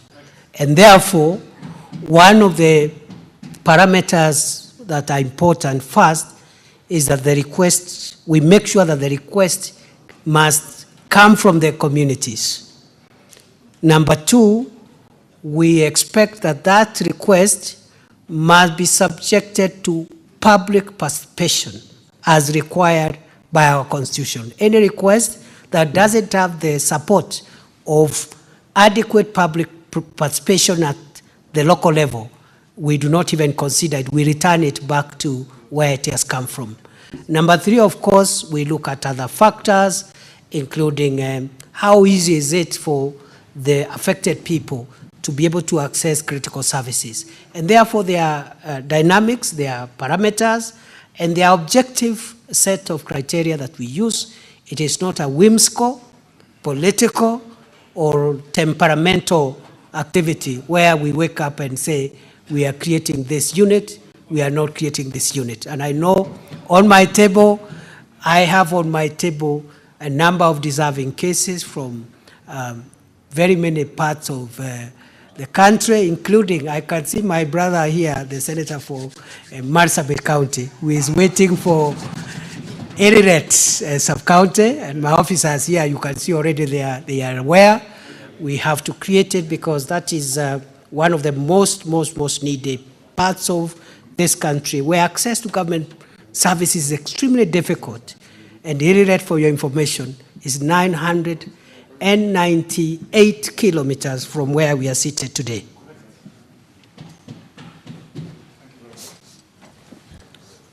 Senator Andrew Mtata. Mr. Speaker, sir, thank you for the opportunity. I would like to ask our Cabinet Secretary for Interior a related question regarding Teso Central. The people of Teso are very grateful when Teso Central was created and headquartered at Amkura. But upon the division of subdivision of Teso South into 2 sub-counties, all the assets that were at Amkura were moved to the new offices of Teso South, and Teso Central was left without any facilities that would enable them to operate. Even the police don't have a patrol vehicle, they don't have, there's no stationery in the offices. Even the DC has nothing.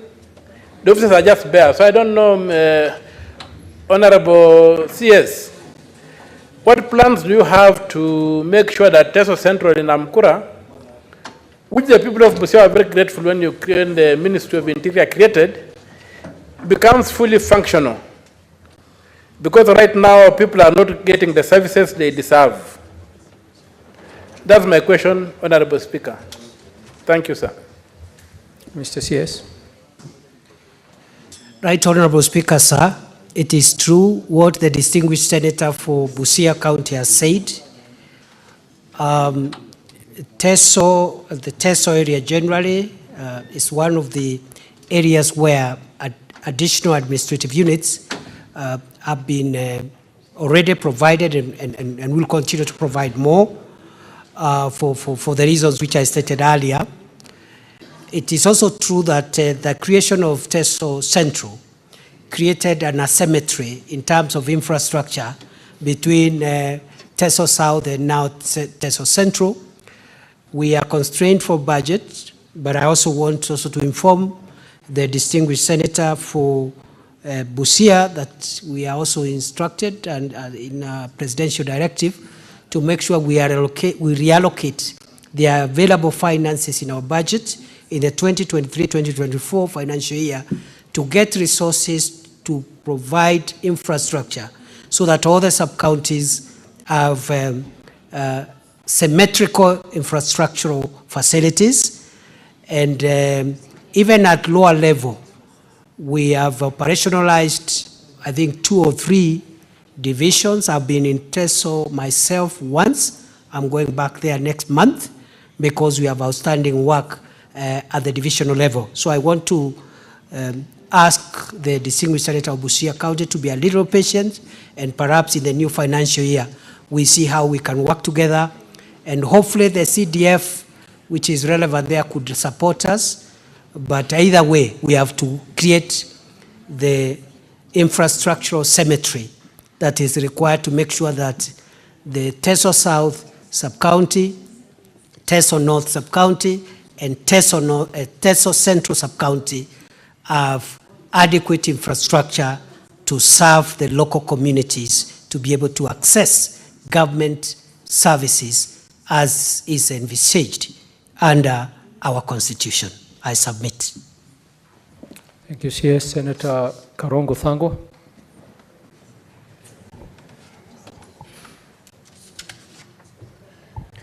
Thank you very much, Mr. Speaker.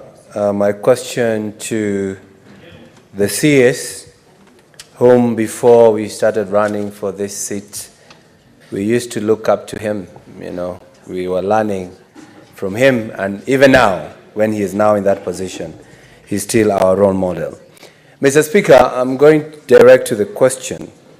We all agree as a Senate that police need to be facilitated to execute their mandate. In line with that, out of 15 police divisions in Kiambu County, 5 do not have police vehicles.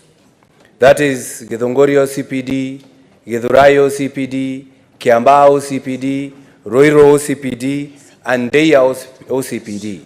They do not have police vehicles. Out of 59 police stations in Kiambu County, 35 do not have police vehicles. My question is to the good CS, when are you likely to facilitate these police officers, and especially at this time when we are fighting floods and insecurity in some areas in Kiambu County? Thank you. Mr. CS.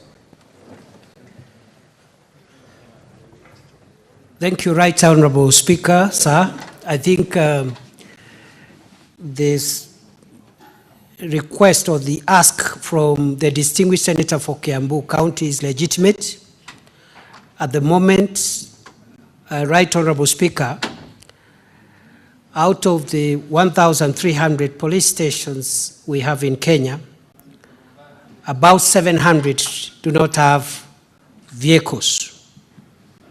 That is nearly, actually more than half of the police stations of our country.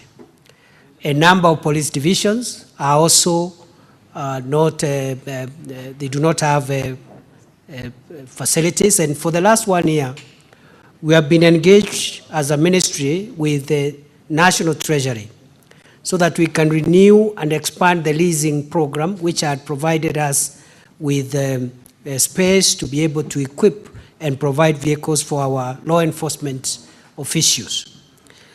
Because of the fiscal situation that the country has been going through in the last 2 years, we've been negotiating with Treasury because our demand for police, Ngao, and all the players, including DCI, was actually, we were asking for 4,000 vehicles through the leasing program. But we've been brought to reality that the economy cannot carry that request. And I think last month, we are almost, the last 1 month, 2 weeks, we are almost agreeing for an allocation of 1,600 vehicles for all our agencies in the Interior Ministry which we shall allocate to the various agencies prudently and on a need basis, giving priority to the police because they are on the front line of law enforcement and making sure that we have public safety. And therefore, I want to assure the distinguished senator for Kiambu County, who almost got me worried when he said they used to look up to us. And then I almost asked what happened. And then he acquitted himself by saying that we still do. And I still, remain available to support a brilliant young leadership that I see in both houses of parliament. And as I said this, and it's a sincere statement, I think the Senate is, as it should, doing even better than the previous houses. And that's how it should. I have always told the leader of the majority that he's likely consequentially to be the greatest majority leader until he is dethroned by another majority leader who will succeed him later. So he has the title now as the greatest majority leader of the Senate. Having said so, Right Honorable Speaker, I want to assure the Senator for Kiambu we should remain in touch so that when we finalize the contracting of the new leasing equipment, we will give priority to the needs of Kiambu. We may not give you everything, but definitely we will give you more equipment, more vehicles for Kiambu, as we also give to the rest of the country. Thank you, CS, and it's good to know that you've elevated the majority leader to a goat. Yeah. Senator Joseph Kithuku. Thank you very much, Honorable Speaker. Honorable Speaker, I wish to take this opportunity and congratulate Waziri for the good job that he is doing. Honorable Speaker, Lamu has been in the limelight for a very long time for the obvious bad reasons. But Mr. Speaker, I want to say that I want to congratulate the Honorable Waziri because of the good job that he has done to Lamu. Lamu is now a very peaceful county, and Waziri, you have done a very good job. And for the since 2014, Waziri, we have had a lot of security problems, but as at now, Waziri, things are doing very well. Now, I wanted to ask Waziri two questions. Senator of Lamu, you can only ask one question. That is okay. I stand guided, Honorable Speaker. Honorable Speaker, we have a sub-county in Lamu that was gazetted a while ago. That is Lamu West sub-county that is supposed to be constructed at Mpeketoni, being its headquarter, Honorable Speaker. I wanted to know from Waziri, what is the government preparing, or what is the government intending to do to see to it that that sub-county headquarter is constructed.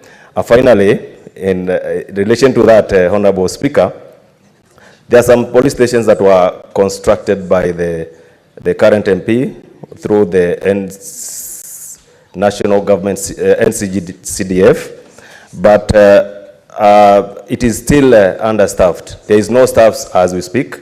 So what is the minister planning to do to see to it that those police stations are staffed? Thank you, Honorable Speaker.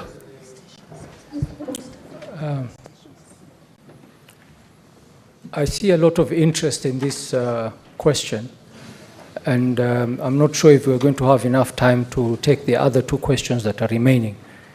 So I would want to ask senators to be very brief, and probably we'll take 3 questions so that the CS can answer 3 questions at the same time, so that we can proceed much faster.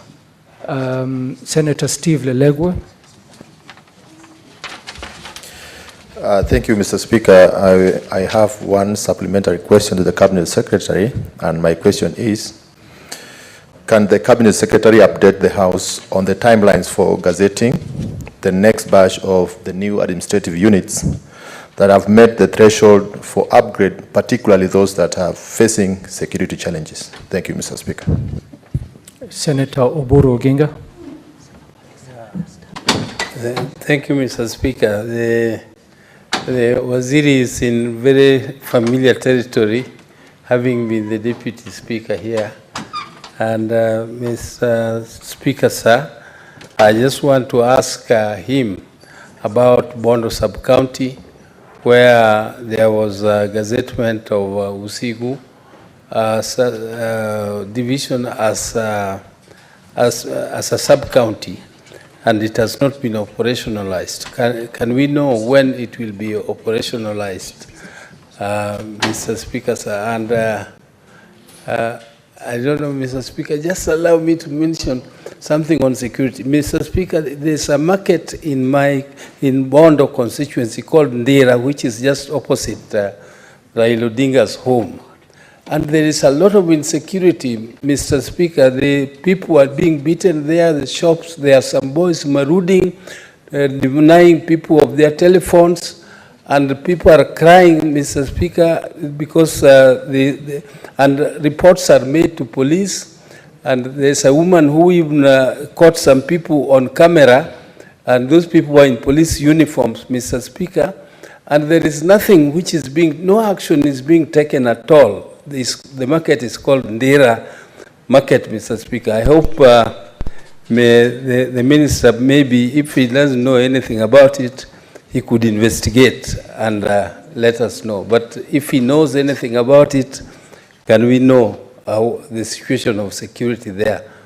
Mr. Speaker, thank you very much. Thank you. CS. Mr. Speaker, sir, thank you with regard to the statement raised by the distinguished senator for Lamu County. Just as he has thanked us, me and my colleagues in the ministry, we are also very grateful to the political leadership of Lamu County. We had started with a little bit of turbulence, and we had a very unpleasant engagement at the beginning with the political leaders of Lamu County, the governor of Lamu County, the senator of Lamu County, the woman representative, and the MPs of Lamu County. We had a very turbulent, unpleasant encounter, which, as I said earlier on, Mr. Speaker, comes with this territory. National security it's like that. National security and politics are not 100% symmetrical. There are rough patches along the way.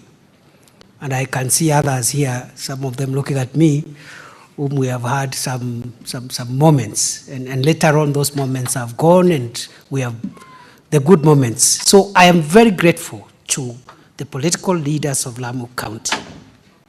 And the current normalcy that we continue to engage, although we are still on high alert, much of it has been contributed by the maturity, sobriety, and the leadership of Lamu County. We're very grateful. Many of our problems, national security problems, are caused by us.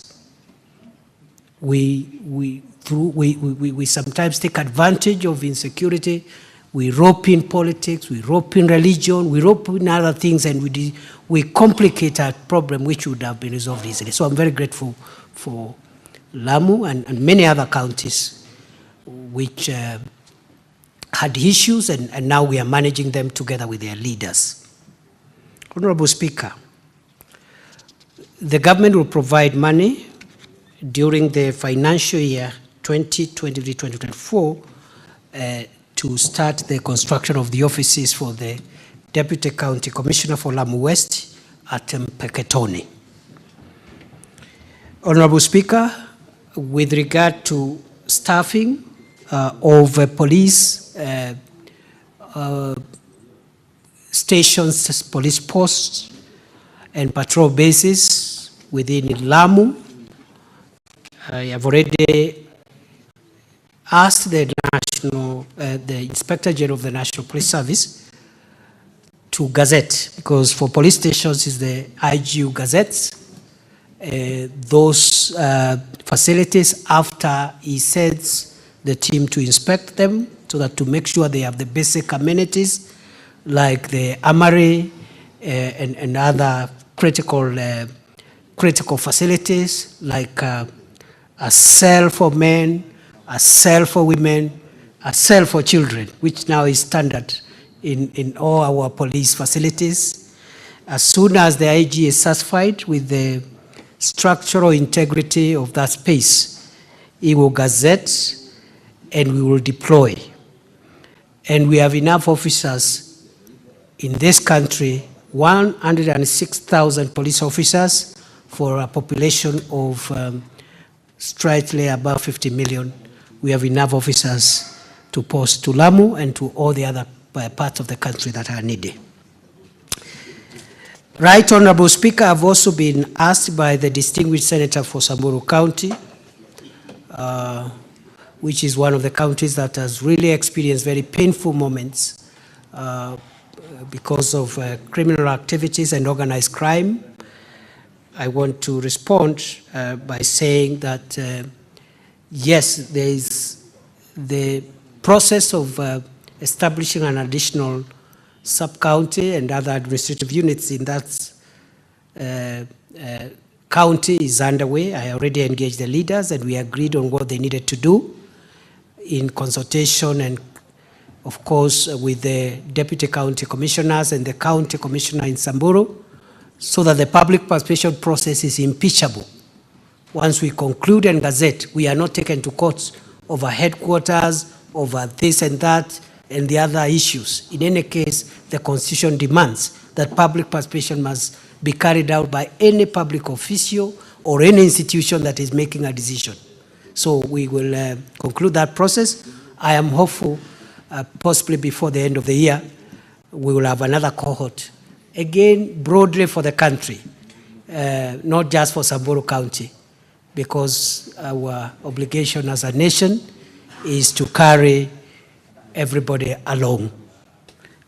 Finally, my senior, the Senator for Siaya County, I think Senator Oburu Odinga, has raised two issues. The first one, he has asked about Usigu County, which is supposed to create an additional sub-county within Bondo, the larger Bondo sub-county, and which, by the way, Bondo is one of the largest sub-counties we have in the country in terms of population, and very deserving case.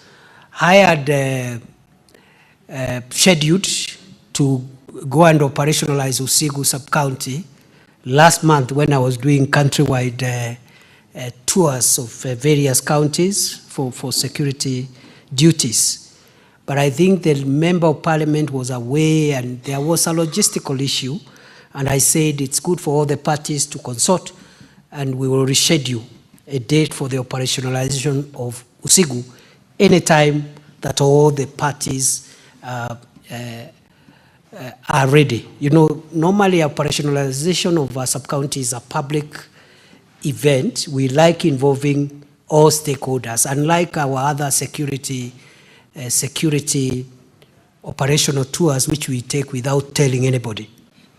And we've been bashed by very many of our friends who say, how can you come to here or there without telling me? And over time, I think they have agreed with us. Sometimes when it's an operational trip, we are not in a position, first of all, to tell anybody, leave alone the elected leader, even for our own safety. And number two, it is not possible, some of the things we do, to have the public with us.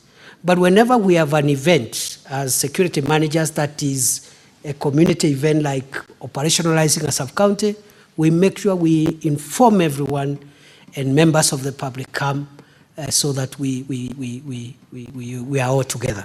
So the distinguished Senator for Siaya, we will do that for Usigu in the shortest time possible. We are ready. And the budget has already been aligned to reflect that.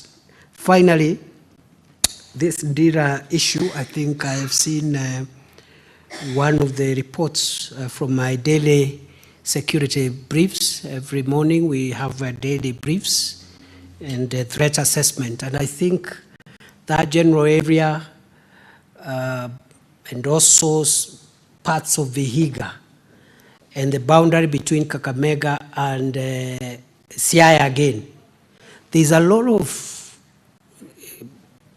criminal groups who are perpetuating violent crime, stock theft in a most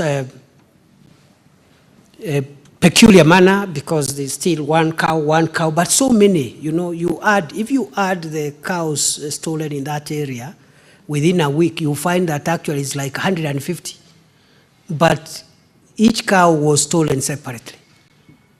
So, and we are asking ourselves, what is the difference between this and what is happening in North Rift? Because in the North Rift, there will be one raid of 100 cows. Here, it is many raids, but in installments, but the total is the same. So we are taking action, Senator Oburu, and the issue of youths who are organized to commit crime, either by themselves or by other people, is of concern to us. Because if we don't tame that tide, many countries who have gone that route have found it impossible to reverse it. And even among political leaders, please, those of us who are festering groups of people who are using violence to perpetuate whatever outcomes, you are endangering our national security. Stop it. It will be very brutal. And I want to say this, you've seen last week, Mr. Speaker, with your permission, you've seen last week what happened in Kisii. And this goes across the board.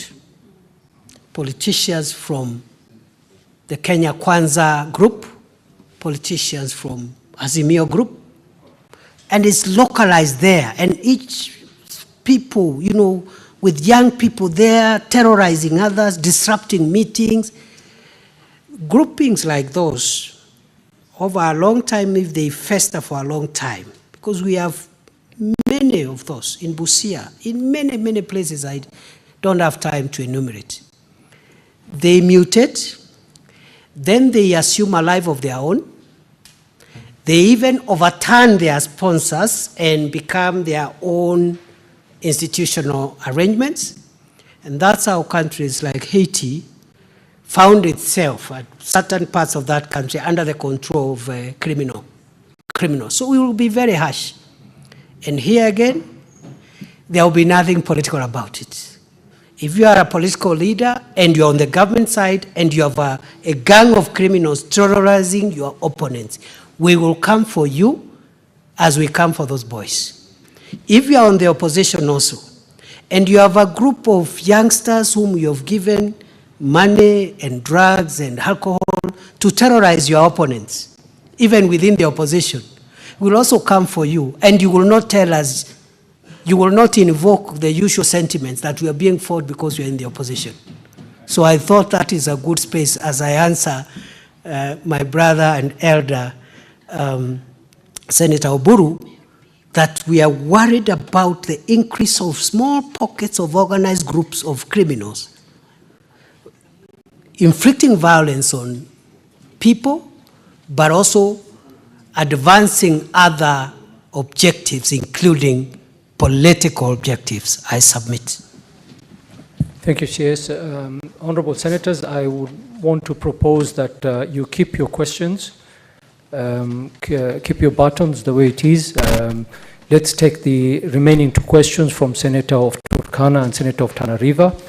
Once they are done with their question and their supplementary question, I will go back to the questions that you have, and I will allow supplementaries thereafter. Senator Turkana. Thank you, Mr. Speaker, sir. I want to ask question number 039 to our hardworking CS. The question 1A, has the ministry undertaken an impact assessment of the curfew imposed in major towns and centers in Turkana County, particularly Lokicher, Nakabosan, Kekunyuk, Kalemorok, Kaputir, Kakongu, and Kainuk areas? And if so, could the Cabinet Secretary indicate the extent to which the curfew has achieved its intended purpose? B, could the Cabinet Secretary explain the higher prevalence of crime during curfew hours compared to non-curfew hours, and clarify whether this is attributable to security personnel allowing unauthorized vehicles and individuals to move around during curfew hours? C, are there plans to lift the curfew in light of the negative impact it has on the livelihoods of the resident? And if so, could the Cabinet Secretary indicate the timelines for the same?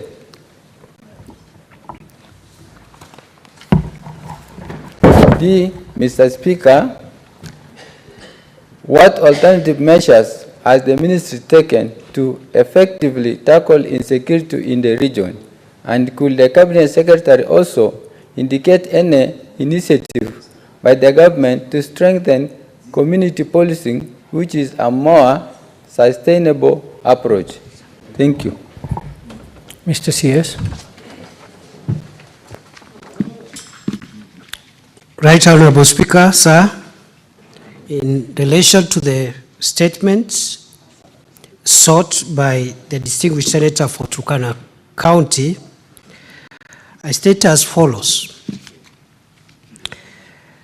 that, Mr. Speaker, major town centers in Turkana County, especially Turkana South, that is Kakong, Kainuk, Kaputir, and Lokichar, are currently under the curfew. We are reviewing that whether there may be need to isolate specific town centers that may not be contributing to the security challenge we have in that area, and remove them from the renewal of the curfew orders.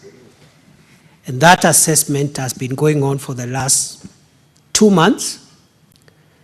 There are indications that some of the town centers will be removed from the curfew orders, the same way we did with some of the urban centers that had been included in the curfew orders within Samburu County.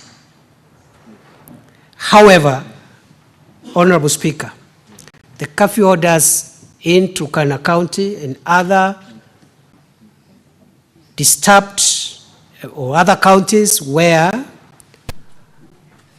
it has been determined that the state of insecurity categorizes them as dangerous and disturbed, those orders will subsist.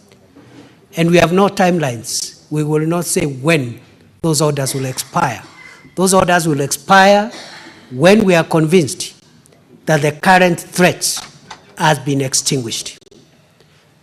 Just for the avoidance of doubt, I have said the government will only consider on a case-by-case basis particular towns and urban centers, especially around the highway, the Lodwar, the Kitale, Kapenguria, Kainuk, Lokichar, Lodwar Highway.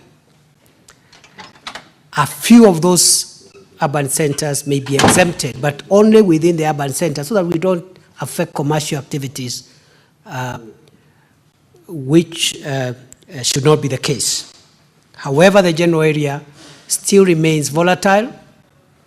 We have made some advances in the past 1 year, especially with regard to highway robberies, but we are still experiencing challenges, and therefore the curfew orders will subsist. In particular, the area that is giving us a bit of challenge is the KWS area and the Turkana South Game Reserve. And some of the breaches of security that we continue to see sporadically are emanating from that space, and we are taking special security measures to secure the Turkana South Game Reserve and make it inaccessible to criminals. Right Honorable Speaker, sir, we do not agree that there is a surge of crime linked to the curfew orders. We have checked on all police stations or current books within Turkana East and Turkana South sub-counties, and the daily reports from national government administrative officers. And our conclusion is that there has been a drop on petty and major crimes in the towns under the curfew. Crime has not been eradicated, but there is an incident, a drop in incidents. Therefore,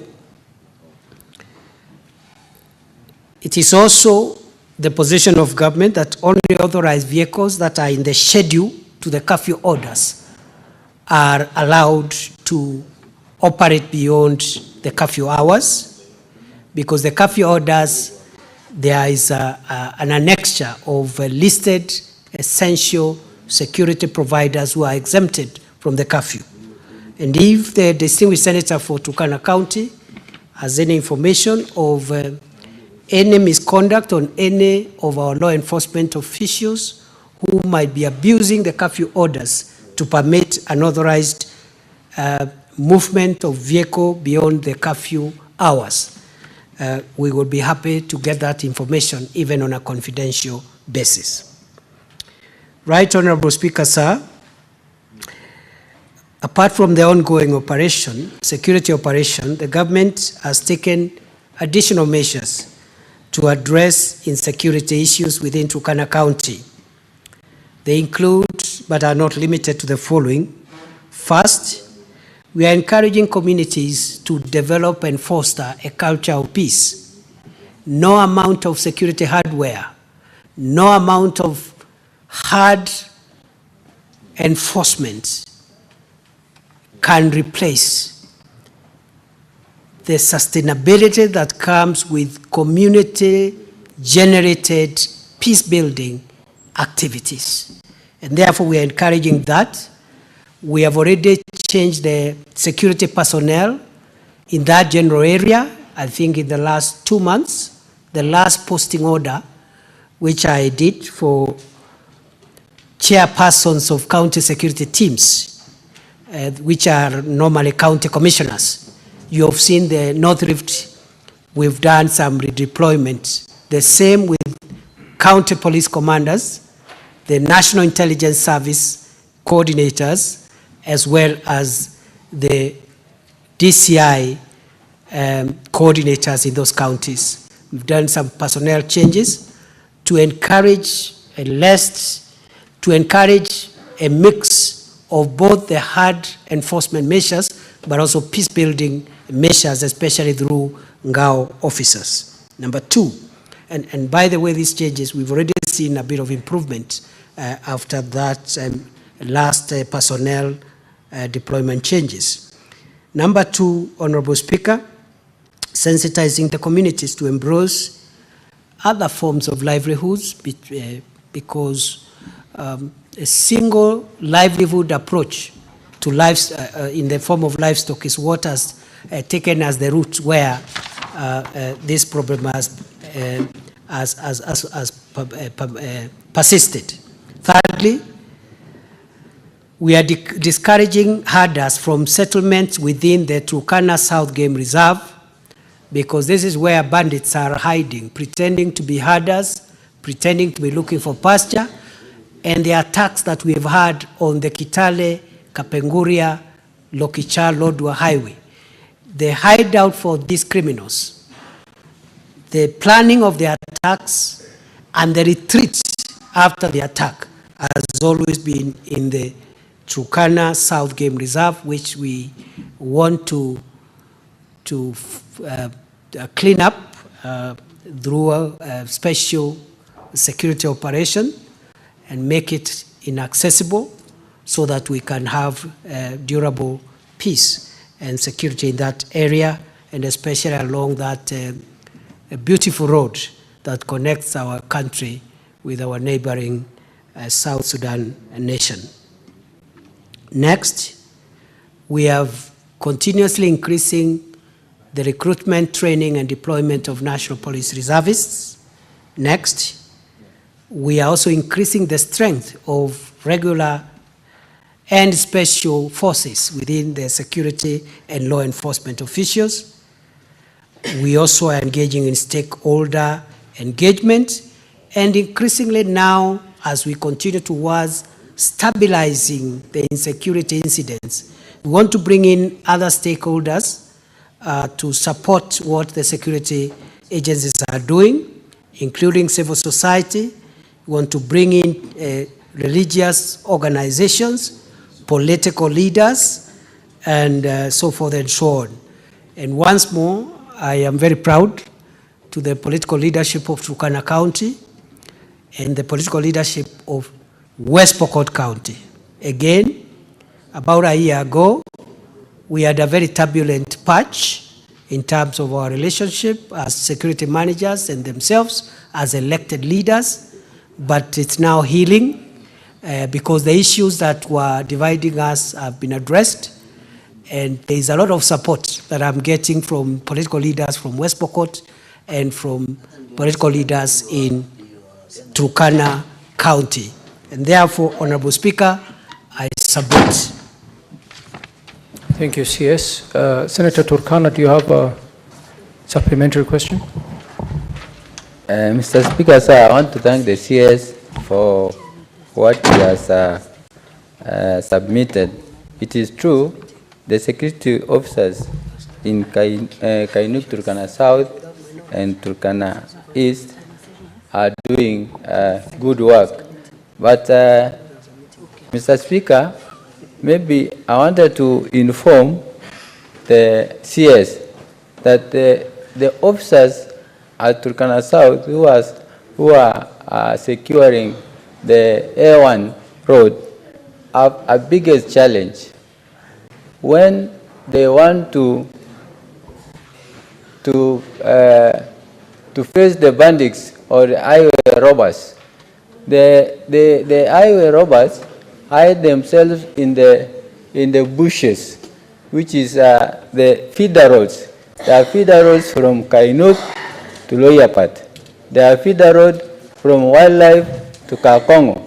Those areas, even during the time of raids, Mr. Speaker, sir, the security personnel get it hard to be in those areas to patrol or get those bandits. So, Mr. CS, I request with humble request, so you collaborate with the CS for infrastructure so that those feeder roads will be maintained and made sure it is passable.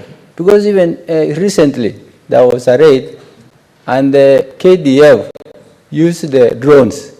They saw the bandits, but there was no way they can access to the bandits and counter them. So the presence of access roads are very important, Bwana CS. Finally, the question that I wanted to, a supplementary question that I wanted to ask you, Mr. Speaker, I thank you for extending, providing, bringing closer services closer to the farthest counties of this nation. Example, Marsabit.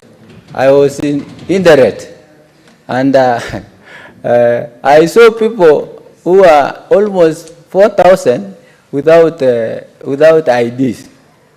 And I questioned myself, are these Kenyans? They said that we are Kenyans. So, and then they also recognize the president and your office for adding them the additional sub-county. Secondly, You also consider Turkana County, especially areas that are bordering external Uganda, Southern Sudan, and Ethiopia. You added the new sub-units, sub-counties, that is Lokichogio, Lokiriama, Aro, and Suguta. So the only way that we have been waiting that you promised, and I know your promise will be implemented immediately. We are set with the infrastructure to accommodate the DCC.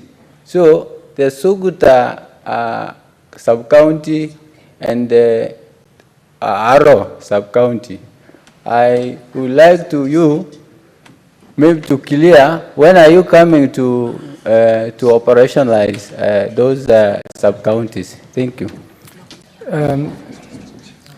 Senator Lomenen, you have given information to the CS and you've appreciated him.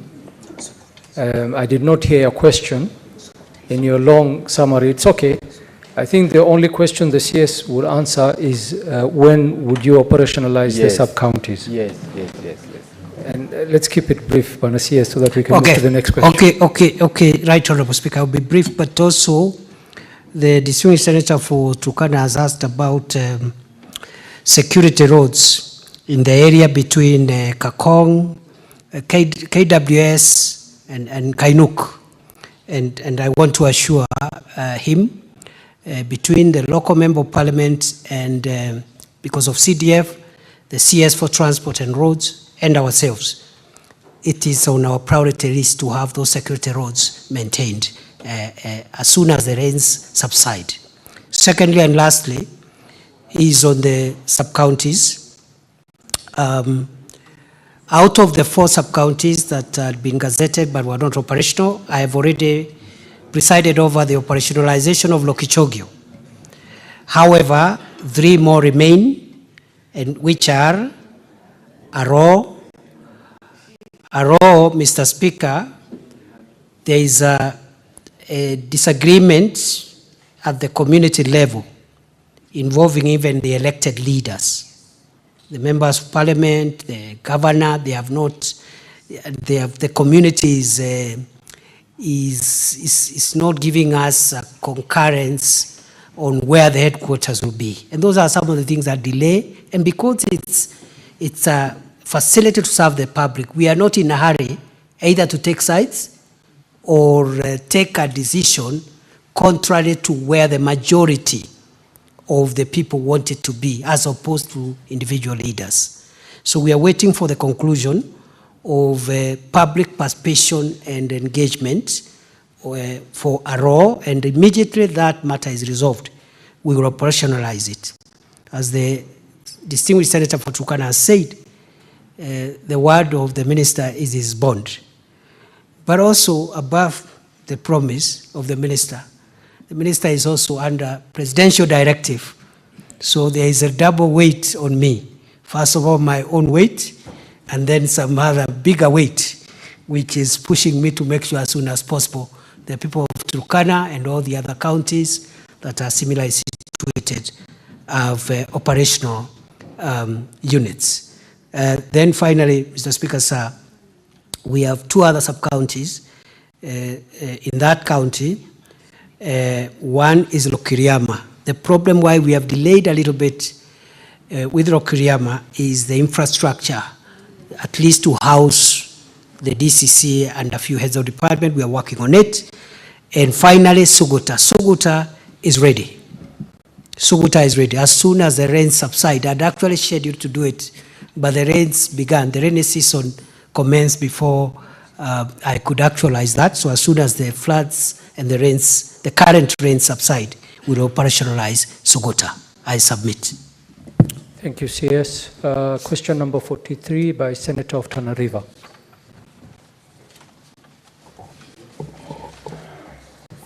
Thank you, Mr. Speaker. Mr. Speaker, I rise to ask question number 43. are there plans to re-establish the Wema General Service Unit GSU camp in Tana River County, which was closed after it was marooned by floods during the heavy rains experienced across the country in December 2023? And if so, could the Cabinet Secretary provide the timelines for the same? Thank you, Mr. Speaker. CS. Mr. Speaker, this is where I'll take the shortest time possible because the answer, even the statement, is short. It is true what the distinguished senator for Tana River County has said, namely that we were compelled to relocate the Wema GSU camp during the El Nino rains at the end of last year because the camp was marooned and flooded. And after that, what we've done is to make sure that between the December floods and the current floods, we've been trying to see whether it is feasible to return that camp there, because as we had anticipated, Honorable Senator, through the Speaker, even if we had returned that camp in the same site after the El Nino floods, it would be now underwater still.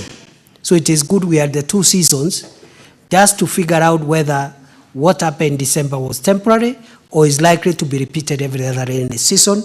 We are of the view now that the location where this GSU camp was, it cannot be the place where it will be situated.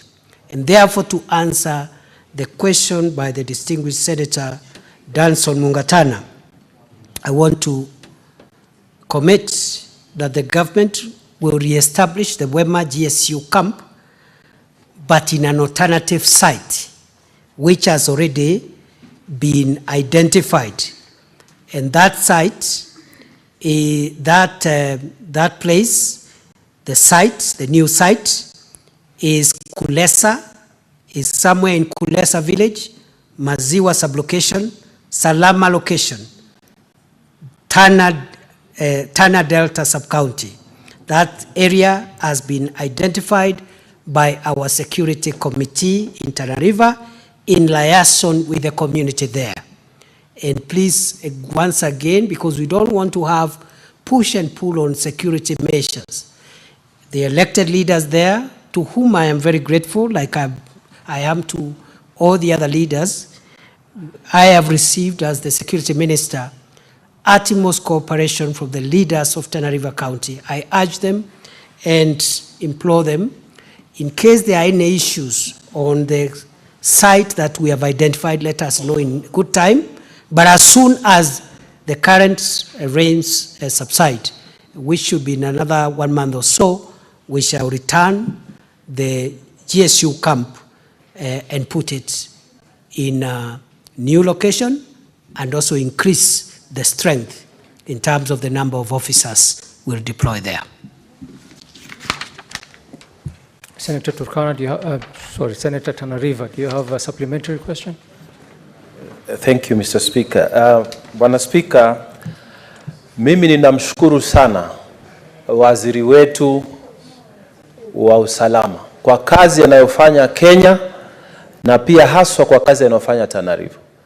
Bwana Speaker, makosa yaliyofanyika mara ya kwanza walipokuwa wanaweka ile kambi ya GSU, hawakuongea na wananchi pale.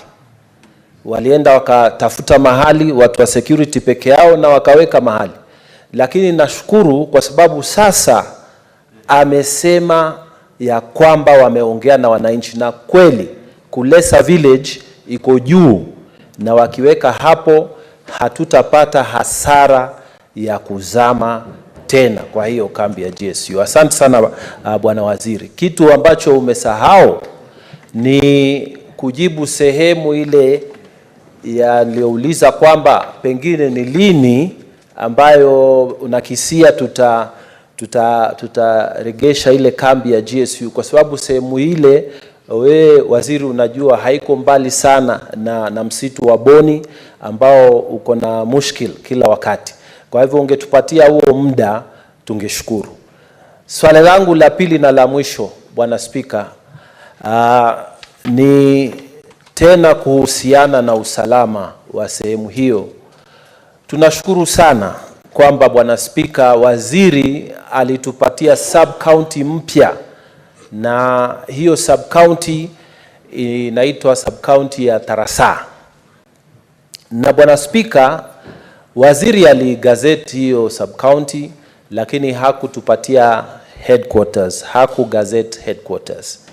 Na sisi tunasema namna hii, kweli kuna public participation inayofanyika, na pengine ulipata results ama ulipata majibu ya hiyo public participation.